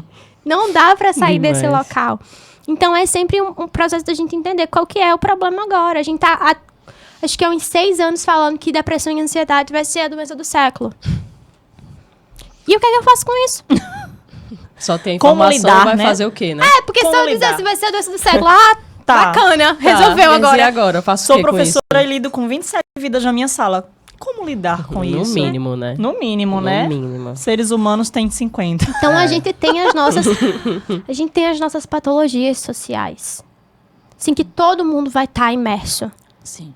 né? A gente vai ter o nosso sofrimento que é social, que é coletivo. Sim. E a gente tem as coisas que são do individual, do privado. E normalmente é como que a gente reage a essas coisas coletivas. Que é onde a gente adoece. Porque assim, o estresse. O estresse é um sinal de alerta. E é um sinal de alerta que está quase sempre associado à necessidade de adaptação. A gente vai lá para o darwinismo social e dizer que quem se adapta melhor sobrevive. Mas a gente é chamada todo dia a se adaptar. E a adaptação gera estresse. Sim. Gera estresse. Então, sempre que a gente está numa situação de estresse, normalmente é porque a gente está precisando se adaptar a algo que está acontecendo naquele momento. A gente tá aqui conversando, tá gravando, os meninos estão ali nos bastidores, mas o telefone de alguém aqui toca, não tá no silencioso, não tá no modo avião, a gente tem que se reorganizar para não Isso. perder o fio da meada. Rapidamente. É. Entendeu? É. Então isso gera um estresse. sim, gera. Isso gera um alerta. Dizer, poxa, algo fugiu do controle. Isso. Meu Deus, Ceci, deixa eu tocar. Gente, Brincadeira, gente. Você entrou no tópico do pós-pandemia. Aí eu quero entrar nesse viés, né? Falar um pouquinho sobre isso. A gente sabe que a educação, a gente sempre encontrou barreiras, obstáculos, Buracos, dificuldades. Exato. Mas a gente, eu pelo menos tenho essa percepção, não sei se Flávia também, a gente sente que no pós-pandemia algumas coisas deram uma piorada. Oh. E principalmente para o docente, para o professor. Exato. Vou dar um exemplo aqui para a gente ter uma noção. A gente sabe que existem contextos difíceis.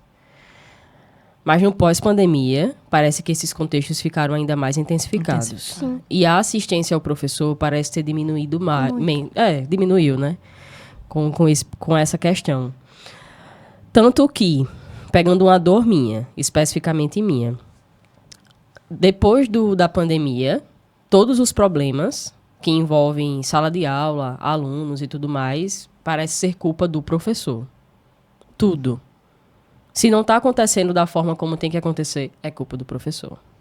Ah, mas isso está acontecendo. A culpa é do professor. Ah, mas não está tendo contribuição de gestão do alunado. Mas a culpa é do professor. Sempre a culpa é do professor.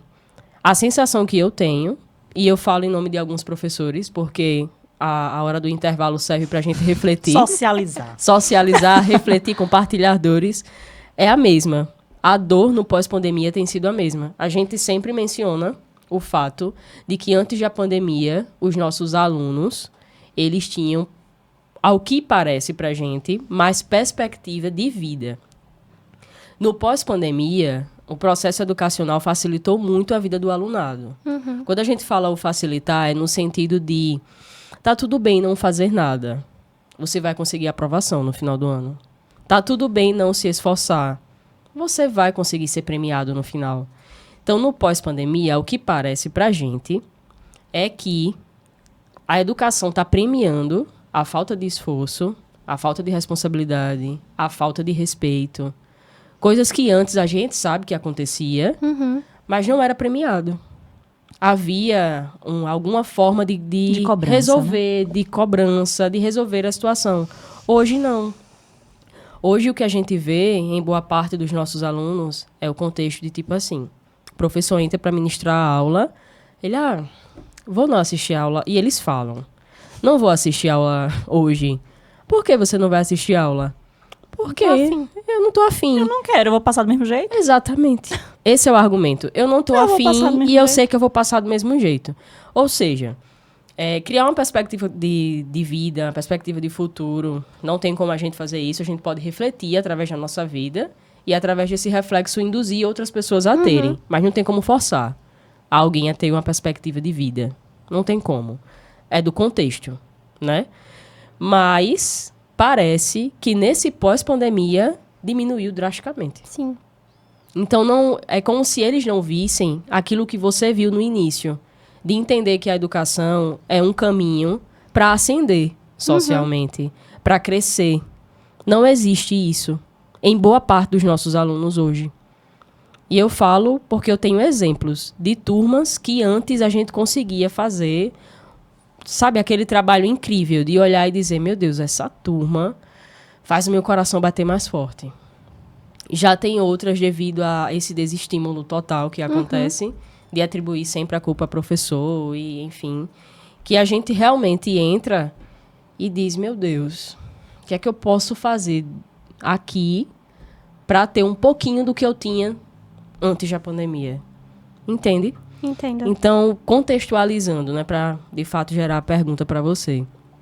No que você acha que acabou acontecendo, ou o que você acha que acabou acontecendo no período pós-pandemia, que fez com que a educação, de fato, chegasse nesse contexto de dizer, tá tudo bem você não se esforçar, tá tudo bem você, enfim, não querer assistir aula, não querer fazer isso, porque você vai ser premiado no final com a sua aprovação. Por que isso aconteceu? Eu acho que é uma pergunta bem complexa, assim. Bem complexa. E eu fiquei pensando em algumas coisas. Eu acho que tem alguns fenômenos que aconteceram nesse processo que são importantes marcar, que dá para talvez tentar explicar ou lançar um olhar mais direcionado sobre esses acontecimentos. Sim. Como, por exemplo, eu entendo hoje que a gente precisa, e o movimento que nós estamos fazendo é manter o aluno na escola. Isso. O manter o aluno na escola tem sido uma coisa prioritária. a manutenção desse aluno na escola. Uhum. E aí depois a gente vem para a questão das suas aprendizagens. Mas primeiro mantê-lo na escola. Isso porque o ensino, a educação, ela perdeu seu valor social, gente. Nos últimos anos, ela vem perdendo gradualmente seu valor social. Não dá pra gente, por exemplo, conseguir fazer com que estimule essa criança, que a educação vai fazer você ascender socialmente, como era a visão que eu tinha há anos atrás, quando eu estava na educação básica, porque eu me espelhava nos meus professores, e quase sempre os meus professores eram, para minha visão, para o meu relacionamento ali interpessoal, as pessoas que tinham uma segurança no trabalho e de um salário. Hoje, a gente tem um fenômeno das mídias digitais, que quem mais ganha dinheiro são influenciadores digitais, que é quem mais é o produto do consumo dos nossos adolescentes. Isso. E às vezes é quem menos estuda, né? Quem menos estuda é quem, menos estuda. inclusive, faz esse processo de produzir esse não lugar do estudo. Não precisa estudar. Isso. Não precisa. E aí eu vou citar muito famoso, por exemplo, Virgínia, que é uma influenciadora digital que os adolescentes consomem muito, e o Zé Felipe, que é um cantor famosíssimo, milionário, Sim. que já falou várias vezes que não terminou nem o ensino fundamental. Faz questão, que orgulho. Faz questão de pontuar isso. Então, para os adolescentes, eu converso muito com eles e olho para eles e eles falam: pô, a galera lança vídeo no TikTok, viraliza, ganha muito mais dinheiro do que você que está trabalhando 40 horas semanais. Isso é o real. Isso é o real. É o duro, é o cru, assim. E é esse modo como os adolescentes conseguem visualizar as coisas. Isso.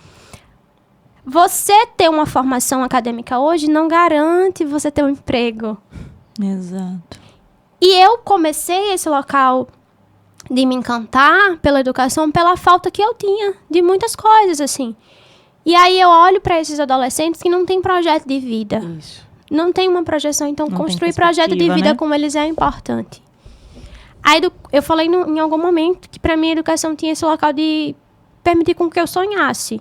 E eu acho que isso se perdeu. Perdeu, sim. Hoje a gente está recuperando isso e é interessante que a gente está trabalhando sonho com o EJA, com a educação de jovens e adultos. Então, a gente tem um projeto de vida na EJA e um dos primeiros encontros do projeto de vida é para falar sobre sonhos. Por quê? Porque quem está na EJA hoje são jovens, adolescentes, idosos, adultos e idosos que não puderam estudar e que por algum motivo tiveram que desistir. Eles retornam para a sala de aula por também ter um estímulo financeiro, né, uma bolsa de permanência, mas por essa recuperação de um projeto. Eu não pude estudar quando na minha idade, na minha faixa etária. Estou retornando para estudar agora. É a possibilidade de sonhar de novo, A possibilidade de né? sonhar de novo. E alguns, quando a gente pergunta qual é o teu sonho, não tenho.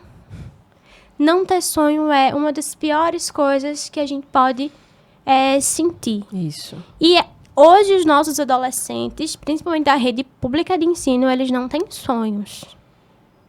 Eles têm desejos. É verdade. Desejo de ter uma casa, desejo de ter um carro. E como isso vai ser alcançado, não se sabe. E quase nunca é pelo estudo. E é aí que está o problema. Se a gente não faz uma educação que permita sonhar, a gente não vai se voltar para o lugar que a gente tinha antes. E todo tempo, toda história, a gente precisa de um vilão para minha história ter valor. Então, o vilão da educação já foi a família, já foi os alunos, e agora pode sim estar sendo os professores em algum imaginário, assim. Então, a pandemia ela fez muitas coisas. Além disso, dessa perda do valor social da educação, a gente já não tinha um vínculo tão direto com as famílias. E com a pandemia isso piorou drasticamente. Distanciou ainda mais. A família não está na escola, a família não vai para a escola. E quando a família vai para a escola, vai num teor mais agressivo, mais angustiante, mais agoniante. Uma abordagem. Porque era assim, eu fiquei 2 anos com essa criança em casa, com esse adolescente em casa, e tinha um monte de atividade para responder, tinha que devolver para a escola, agora que tá na escola, resolve escola. Foi 2 anos eu só com ele. Agora Gente, se isso vira, é né? desesperador para essa família. É desesperador para essa família. É, sim. Então, assim, eu acho que pra mim é isso. Apesar de ser difícil, eu acho que a gente tem a possibilidade, junto com a classe docente, com gestores, com os educadores escolares, de permitir que a nossa educação ainda possibilite o sonho. Né? Despertar o sonho, a possibilidade de sonhar em alguém é o que a gente pode garantir com que retome, pelo menos, esse fôlego, assim, de vai dar certo. Porque eu estudei com a Alan não tá aqui, a Alan quer ser registrado. Mais um pra checklist. A gente, na nossa turma, todos nós, a gente saiu da rede pública municipal, foi para a escola estadual, uma escola que não tinha financiamento. A gente chegou a passar um ano inteiro. Você tinha uma aula de biologia. Nunca aprendi mais do que o verbo to be do inglês. Todos nós Mas estamos no vejam mesmo só. barco. Mas vejam só, Meu Deus. da minha sala, no terceiro ano da escola estadual, a gente teve 12 aprovações na UFAL. Nenhuma sala, que era 3 terceiros anos, eu tô falando da minha sala foram 12 pessoas pra Que coisa UFAL. linda, viu? Pelo Enem, assim, então, Inês foi fundamental nesse processo, João, Maravilhosa. Regiane, Joelma, que eram nossos professores na época.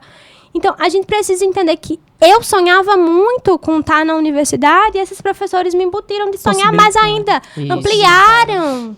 Daí não fui sozinha, fui com um coletivo, fui com os meus amigos. Não foi fácil. Não foi fácil. Mas a gente conseguiu. E eu acho que é essa a função da educação. E a educação pública tem esse local. Tem. A educação pública tem esse local de fazer a gente sonhar.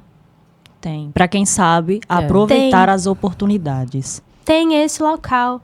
E até esse local, até isso da gente aproveitar as oportunidades, a gente aprende. Porque às vezes as coisas aparecem na nossa vida e a gente é tão acostumado com o sofrimento, com a escassez, que parece que não é pra gente. Uhum. Exatamente. Você tem um professor super implicado, aí vai fazer tal... Aí você olha, isso não é pra mim. Meu pai não estudou, minha mãe não estudou, minha mãe é empregada que eu vou doméstica, estudar, pra né? que eu vou? Dinâmica. Minha Vou mãe participar pra quê? biológica, eu disse que é minha avó que me criou. Minha mãe biológica é empregada doméstica, ela tem 36 anos na mesma casa. Como empregada doméstica, trabalha até hoje. Criou os filhos da patroa dela.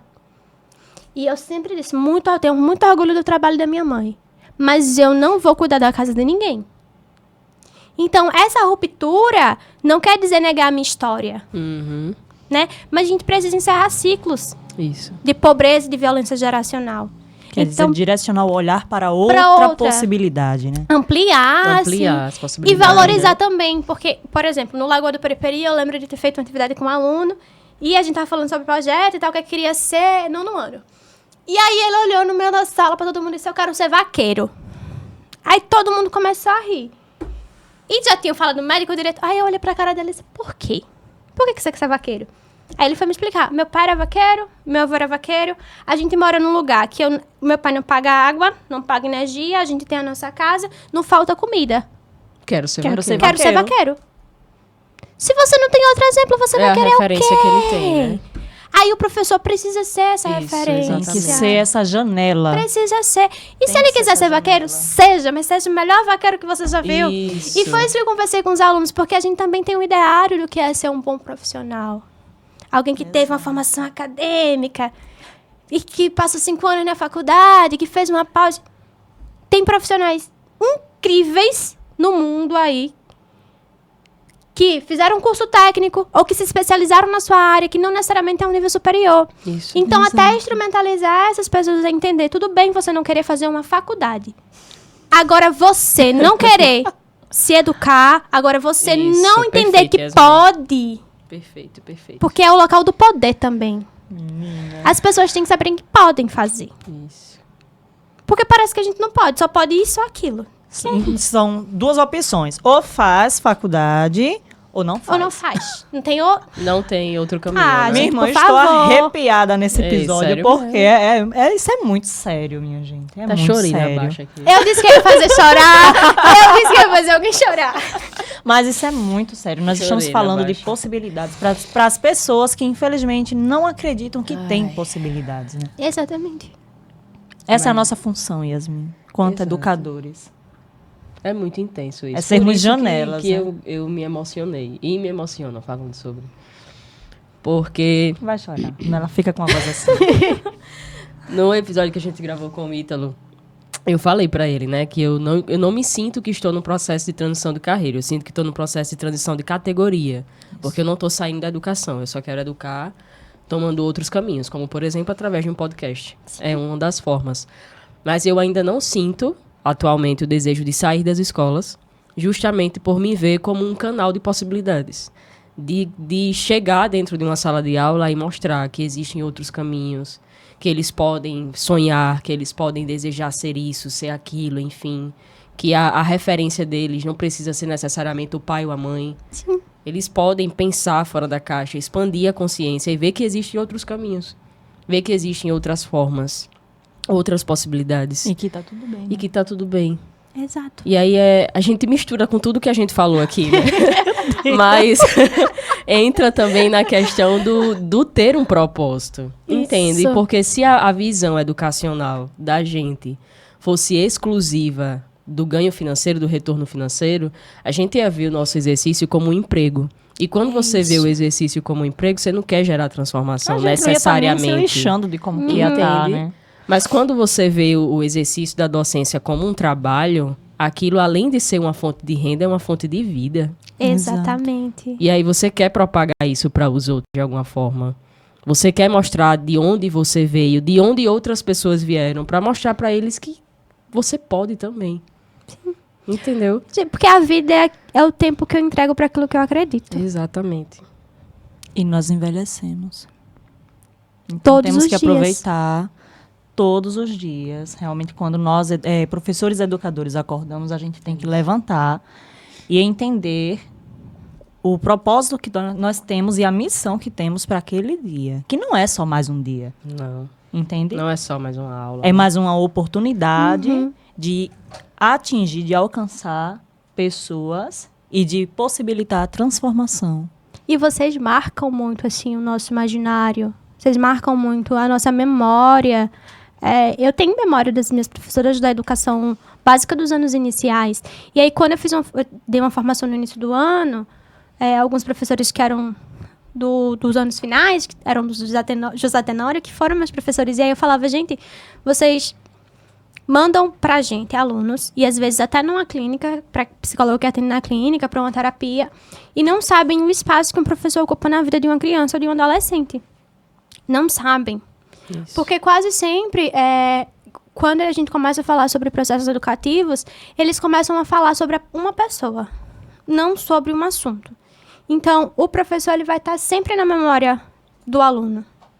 Sempre. Exato. E nos momentos de sofrimento, de maior agressividade, de uma incidência maior de um comportamento que não é o adequado, que não é o esperado, essa figura ela vai marcar.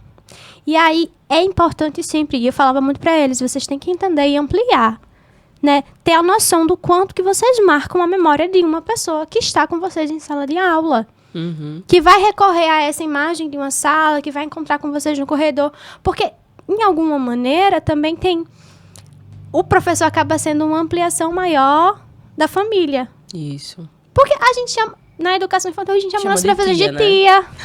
Exatamente. Né? Tem esse local do família, do vínculo.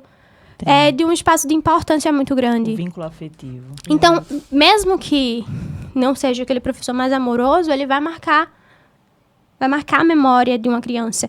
Então, o que eu acho que o professor pode fazer é escolher como é que você quer marcar. Porque eu lembro da professora que eu morria de medo. Eu lembro dela, com clareza. Lembro de perguntas que eu fiz que foram respondidas de maneira atravessada. E lembro como se tivesse sido ontem. Sendo que isso foi há 14, 15 anos atrás. Isso. Mas eu também lembro de uma professora que, quando meu avô foi assassinado, ela ia todos os dias na minha casa. Porque meu avô foi assassinado quando eu estava no 2º ano da educação básica, né? Ali nos anos iniciais, eu tinha 7 anos. E aí, eu sempre estudei pela manhã. Era acostumada a estudar pela manhã. Quando meu avô foi assassinado, eu tive que estudar à tarde, porque minha mãe teve depressão. Sim. E aí, essa minha professora, que era minha professora do horário da manhã, ela ia na escola todo dia à tarde para me ver. Ai, que lindo. Então, eu lembro dela como Caramba. alguém que marcou, assim, que me deu um respiro, porque eu era muito nova. E tem essa imagem dessa professora, e hoje trabalho com essa professora, e fiz questão de dizer a ela. E ela nem lembrava, porque porque ela envelhece. Exato. Ouviu isso, professora? Mas porque, assim, as memórias, elas ficam de maneira diferente para cada pessoa. Para ela era o natural, para ela tinha Era que uma fazer aquilo. atitude. Isso. Né? Uma atitude Então, natural. que ela faria para qualquer outro aluno, e que talvez Isso. ela tenha E são feito muitos outros com outros alunos alunos, também. muitas e muitas vezes. Mas para mim era aquela professora que ia me ver. Isso. Sabe? Então tem esse local. Então, o professor, para mim, tem um local de muito afeto. Nem sempre o afeto vai ser positivo, mas quase na sua maioria das vezes ele é. Uhum. E aí, quando o professor começa a se visualizar nesse local também, por ter um segmento, uma classe profissional que, historicamente, não tem uma valorização social, não a valorização social devida, né? Porque eu acho, assim, gente, eu acho pavoroso, não sei se vocês são professores, mas gostam, mas esse local de, eu não sou médico, não sou advogado, sabe quem eu sou? Quem forma todos esses outros profissionais. Eu acho isso horrível. Porque pra mim parece um equiparativo. Eu não sou que ser médico é pá. Eu sou o professor que formou médico. Tá se Eu sou diminuindo, o né? professor. Eu sou um professor. E esse professor forma pessoa. Isso. Forma pessoa. Não forma categoria profissional. Isso. Caramba, velho. Meu Deus. Hoje tá sendo Professor só não tiro, forma porrada. categoria profissional. E Forma bomba. pessoas. Rapaz. Meu Deus do céu. Ai, Altos arrepios aqui, Não, viu? enquanto você falava, eu tava Meu lembrando Deus do céu. de uma experiência que me aconteceu, tá com pouquíssimo tempo. E mexeu muito comigo, que foi a questão de um aluno que eu tava dando, ai, senhor.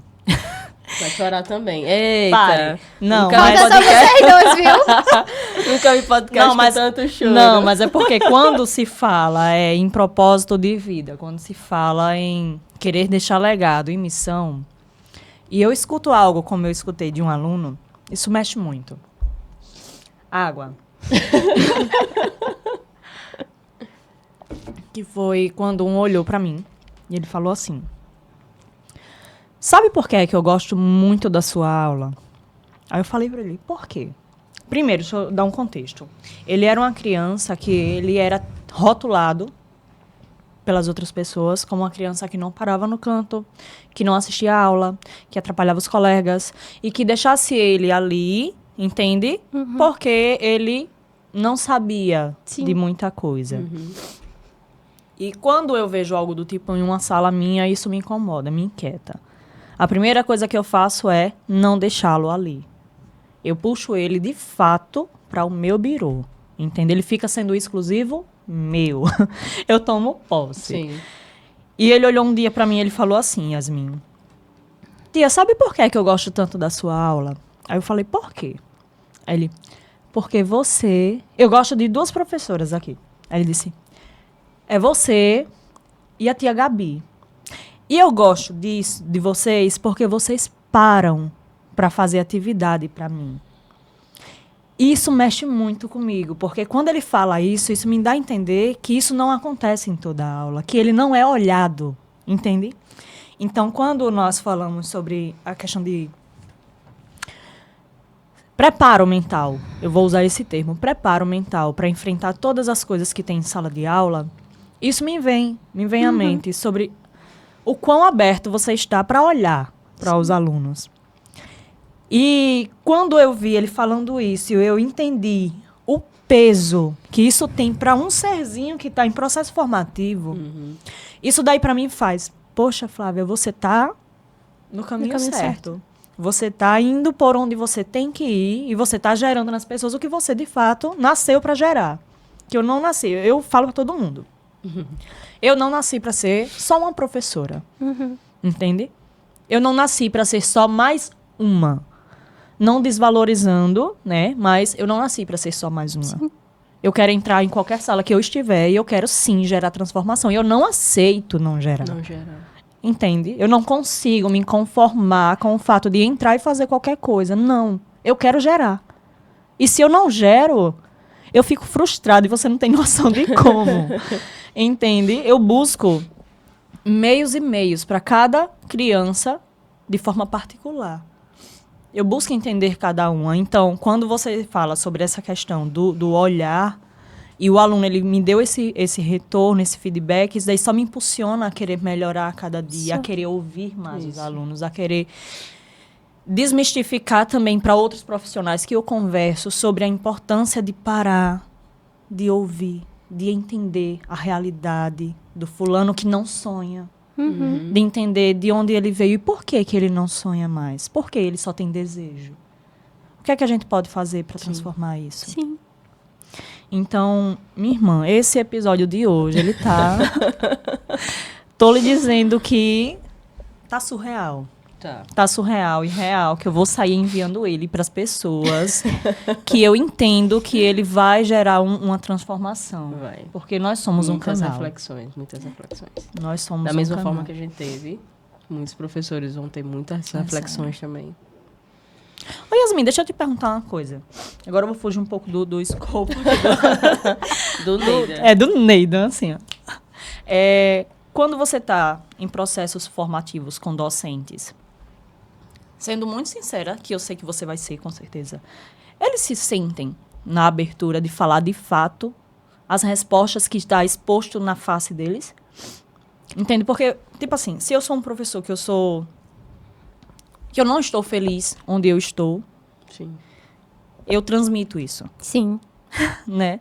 Mas, devido ao julgamento mal visto que nós temos, somos tendenciosos a dar as A encobrir, respostas que as pessoas esperam. querem ouvir, né? Isso. E que é o correto, Sim. né? Diante dos outros.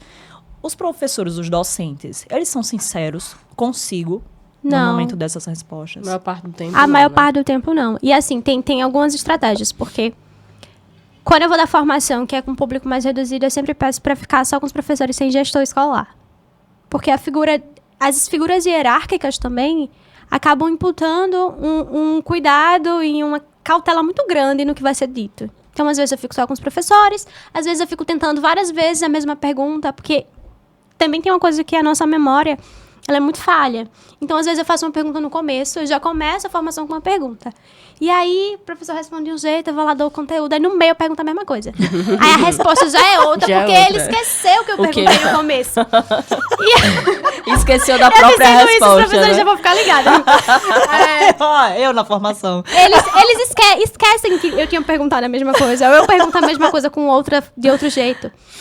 Mas há um movimento, sempre depois de formação, dos professores irem individualmente me procurar. Uhum. Quando não no dia, mas sempre que eu volto na escola, eles Causa eu inquietação. quero falar contigo E eles sentem a tal. necessidade de... Então, depois, eles falam mais no individual, pedem uma orientação ou apresentam para mim uma queixa. Porque eu acho que é isso que muitos processos de gestão não ocorrem como deveriam, porque a gente não está adaptado nem disponível a ouvir a queixa do professor. Isso.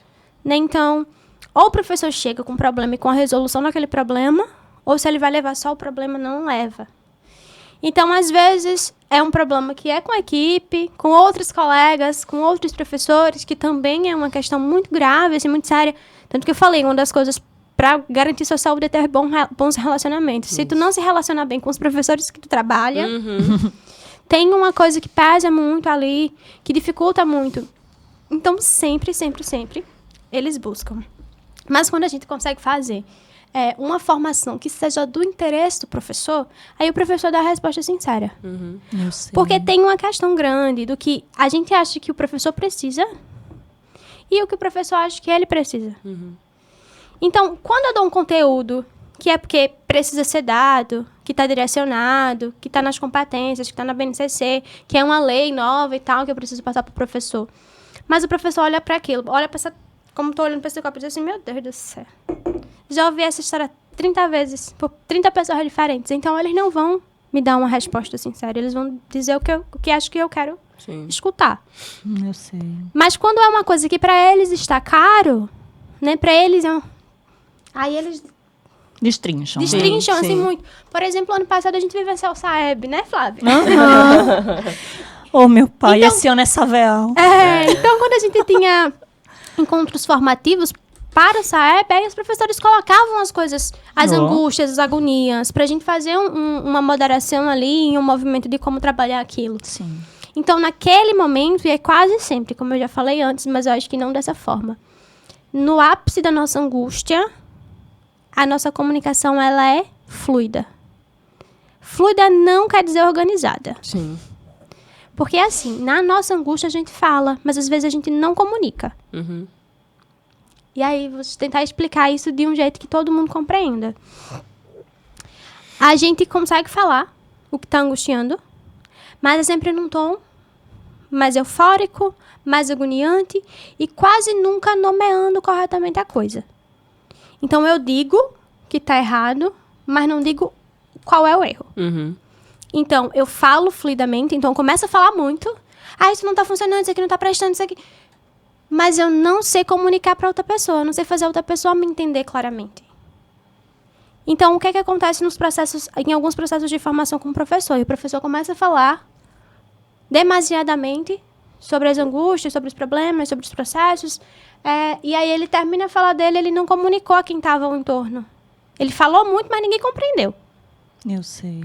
Então, aí, qual é o meu movimento? Mediar. Destrinchar essa agonia.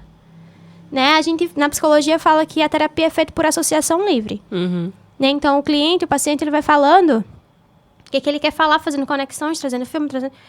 Em algum momento, eu, enquanto psicóloga, eu tenho que estar atenta, completamente atenta, com escuta muito ativa, para toda a construção da história daquele professor. Quando as formações são com pares, né? Parece que o professor começa a falar uma coisa, ele não está falando aquilo para mim, para a psicóloga que está mediando. Ele está falando aquilo para a classe. Uhum. Mas a classe escutou o começo, acho que já sabe o final da história, já não escuta mais. Então, nos processos formativos também, o professor diz assim, eu vou falar para quê se ninguém me escuta? Eu sei. Então, quando a gente tem um processo formativo que tem uma escutativa, eles começam a ser mais sinceros e isso também é um processo. Falar mais, né? Então, eles me conhecem há 2 anos, a maioria. Então, quando a formação é comigo, a gente tem uma equipe. E aí, quando a formação é comigo, eles já estão mais habituados, eles falam com mais fluidez e tal, e também não fica pensando muito no filtro, dizer, eu tô falando assim. Se a formação é com outro membro da minha equipe, eles são mais contidos, eles ficam avaliando mais as respostas. Uhum. Porque não conhece aquela pessoa. Não sabe até que ponto e tem medo de ser julgado. Né? Então, há também como a gente constrói a formação com esses professores. Porque a formação continuada não vai ser, a gente tem ciclos de formação toda semana. Não, a formação continuada é conseguir passar um conteúdo, o professor aplicar, depois o professor me encontrar no corredor, me dar um retorno, tirar uma dúvida, editar, Yasmin, não funciona com a minha turma, a questão aqui é outra. Tem como a gente sentar, dialogar.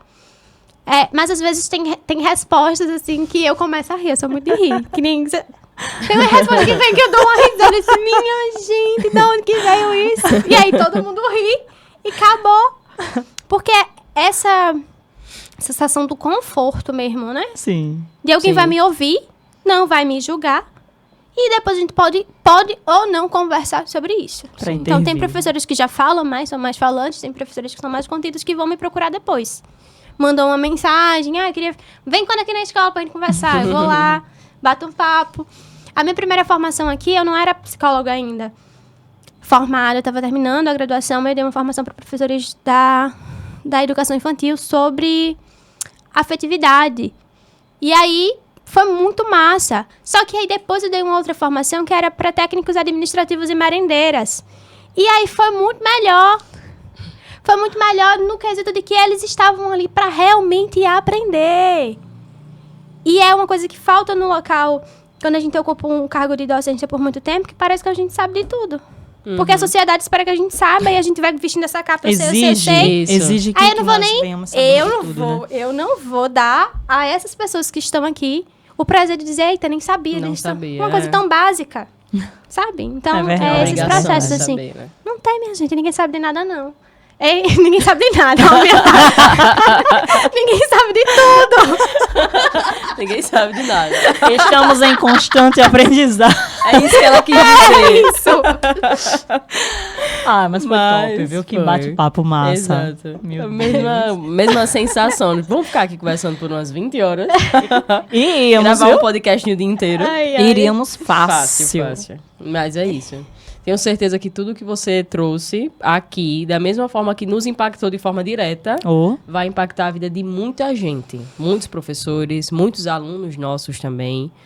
Espero que muitos desses, depois do podcast, cogitem sonhar. Tem um estalo, né? Exato. Espero que muitos professores também desse podcast reflitam sobre as ações que tomam dentro e fora da sala de aula, no contexto educacional. Que passem a ver mais como um trabalho. E se for emprego também, que tá tudo bem, mas que reconheça o seu papel. Na verdade, que eles sejam cautelosos com o outro, né? Tenham cuidado com o outro. E consigo. Pelo impacto, Sim, né? E consigo. Exato. E consigo. Acima Entendam de que, tudo, né? para ser professor, você não precisa sofrer certo? Exato. Pode ser leve, pode ser algo prazeroso. Tem que ser. O entrar dentro da sala não tem que ser um martírio. Pode ser, de fato, algo que vai revigorar toda a tua vida diariamente. Então, aproveite. Aproveite o eu hoje, professor educador. Aproveite o seu aluno, porque ele vai passar para outro professor, viu? Você vai chorar quando ele passar pro outro. Né? Ou eu quem o diga. E Ai, isso. Deus, é Yasmin, isso. muitíssimo obrigada. De verdade. Eu saio daqui encantada e sedenta já por uma outra gravação, viu? Gravação, treinamentos, palestras. Sim, Deveria tudo, estar aí viu? rodando o É sério. Brasil, É sério. fazendo palestras, viu? Fala Real. bem, sabe? Total domínio de Total tudo que tá domínio. falando. Ai, E transmite sinceridade. A gente consegue perceber quando você fala que não é só uma fala aleatória, sabe? A gente sente aquilo que fala. É uma abordagem Isso traz muito humana, verdade, né? Que é o que a gente exatamente. curte muito. Transmitir verdade. Então é isso. Parabéns, É isso. de verdade. Muito obrigada. Continue Estamos essa muito missão. felizes. E é isso. Vamos lá, partir para o fim. Vamos lá, vamos lá. Dói, mas precisamos. Precisamos, infelizmente. Sua babá sai já de lá, Eita, viu? meu Deus. Lari, por Jesus, espere um pouco, mulher. Fique com o Miguel aguentando e comendo seu juízo. E a Cecília. Mas, então, Yasmin, como as pessoas podem fazer para continuar te acompanhando nas redes sociais? Como está o seu @ lá no Instagram? Tá. Ih, eu não vou nem saber. Acho que Eita, chega. Olha aí, Sim, Carla. Yasmin Maciane, porque eu não sou das redes sociais. Às vezes Ah, eu mas vou. Vou até conferir Deixa aqui. ela conferir. Confere aí pra mim que eu não sei, não. Tá vendo, minha Eu gente? estou sempre no Instagram pra acompanhar receitas isso de mesmo, comida e tal, mas Meu nunca vou aparecer nos Deus. stories que eu sou péssima. PC.Yasmin Maciana, é isso mesmo. Alan, você que não veio hoje, né? Por favor. Por favor, coloque o @ da sua amiga. Isso. É, Aí, amigo, você viu? sabe como é, né? Como as pessoas fazem para encontrar você, Flávia? Então, pessoal, querem ter o melhor conteúdo educacional da vida de vocês? Era pra me falar assim, né? Não sei ainda. Yasmin, mulher, eu estou em processo. Você não sabe. Eu tenho que vender meu peixe. Vocês vão encontrar no @Prof. Flávia Costa. Isso mesmo, viu? Acompanhem tudo atualizado, atividades pedagógicas, dicas. Vocês vão ver, gente. É incrível. Para o ensino fundamental 1, especifica. Sim, para o ensino fundamental 1. Mas também dá para tirar umas dicas, Dá, uns insights dá, para outras. Dá Dá, sim, dá, dá dá, sim. dá. É isso. mulher. Não me limite. E se você quiser também acompanhar conteúdos educacionais, mas também não de uma forma tão romantizada, eu mostro os dois lados. O real. O amor pela educação, mas também os obstáculos que a gente vivencia. E como Sim. lidar com esses obstáculos, né? Aí você pode me acompanhar no meu Instagram, @Prof. Carla Costa. Lá eu menciono ou compartilho através do meu estilo de vida como um professor pode ter mais saúde, mais qualidade de vida e também mais dinheiro, sim. Porque nós desenvolvemos muitas habilidades na prática docente e podemos utilizar algumas dessas habilidades para rentabilizar. Então eu falo sobre isso no meu Instagram, @Prof. Carla Costa. E vamos empreender. Sim, Porque sim. o universo próximo, é o no limite. próximo episódio eu vou trazer um textinho também pra. Eita!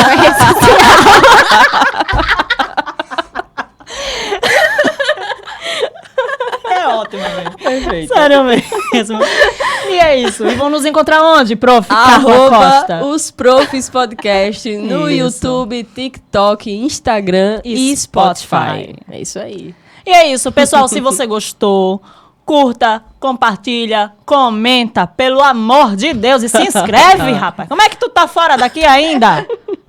Pela que audácia desse povo, hein? Sinceramente. E é isso, né? É isso, e fechamos. Muito obrigada. Até a próxima. Tchau. Até o próximo episódio.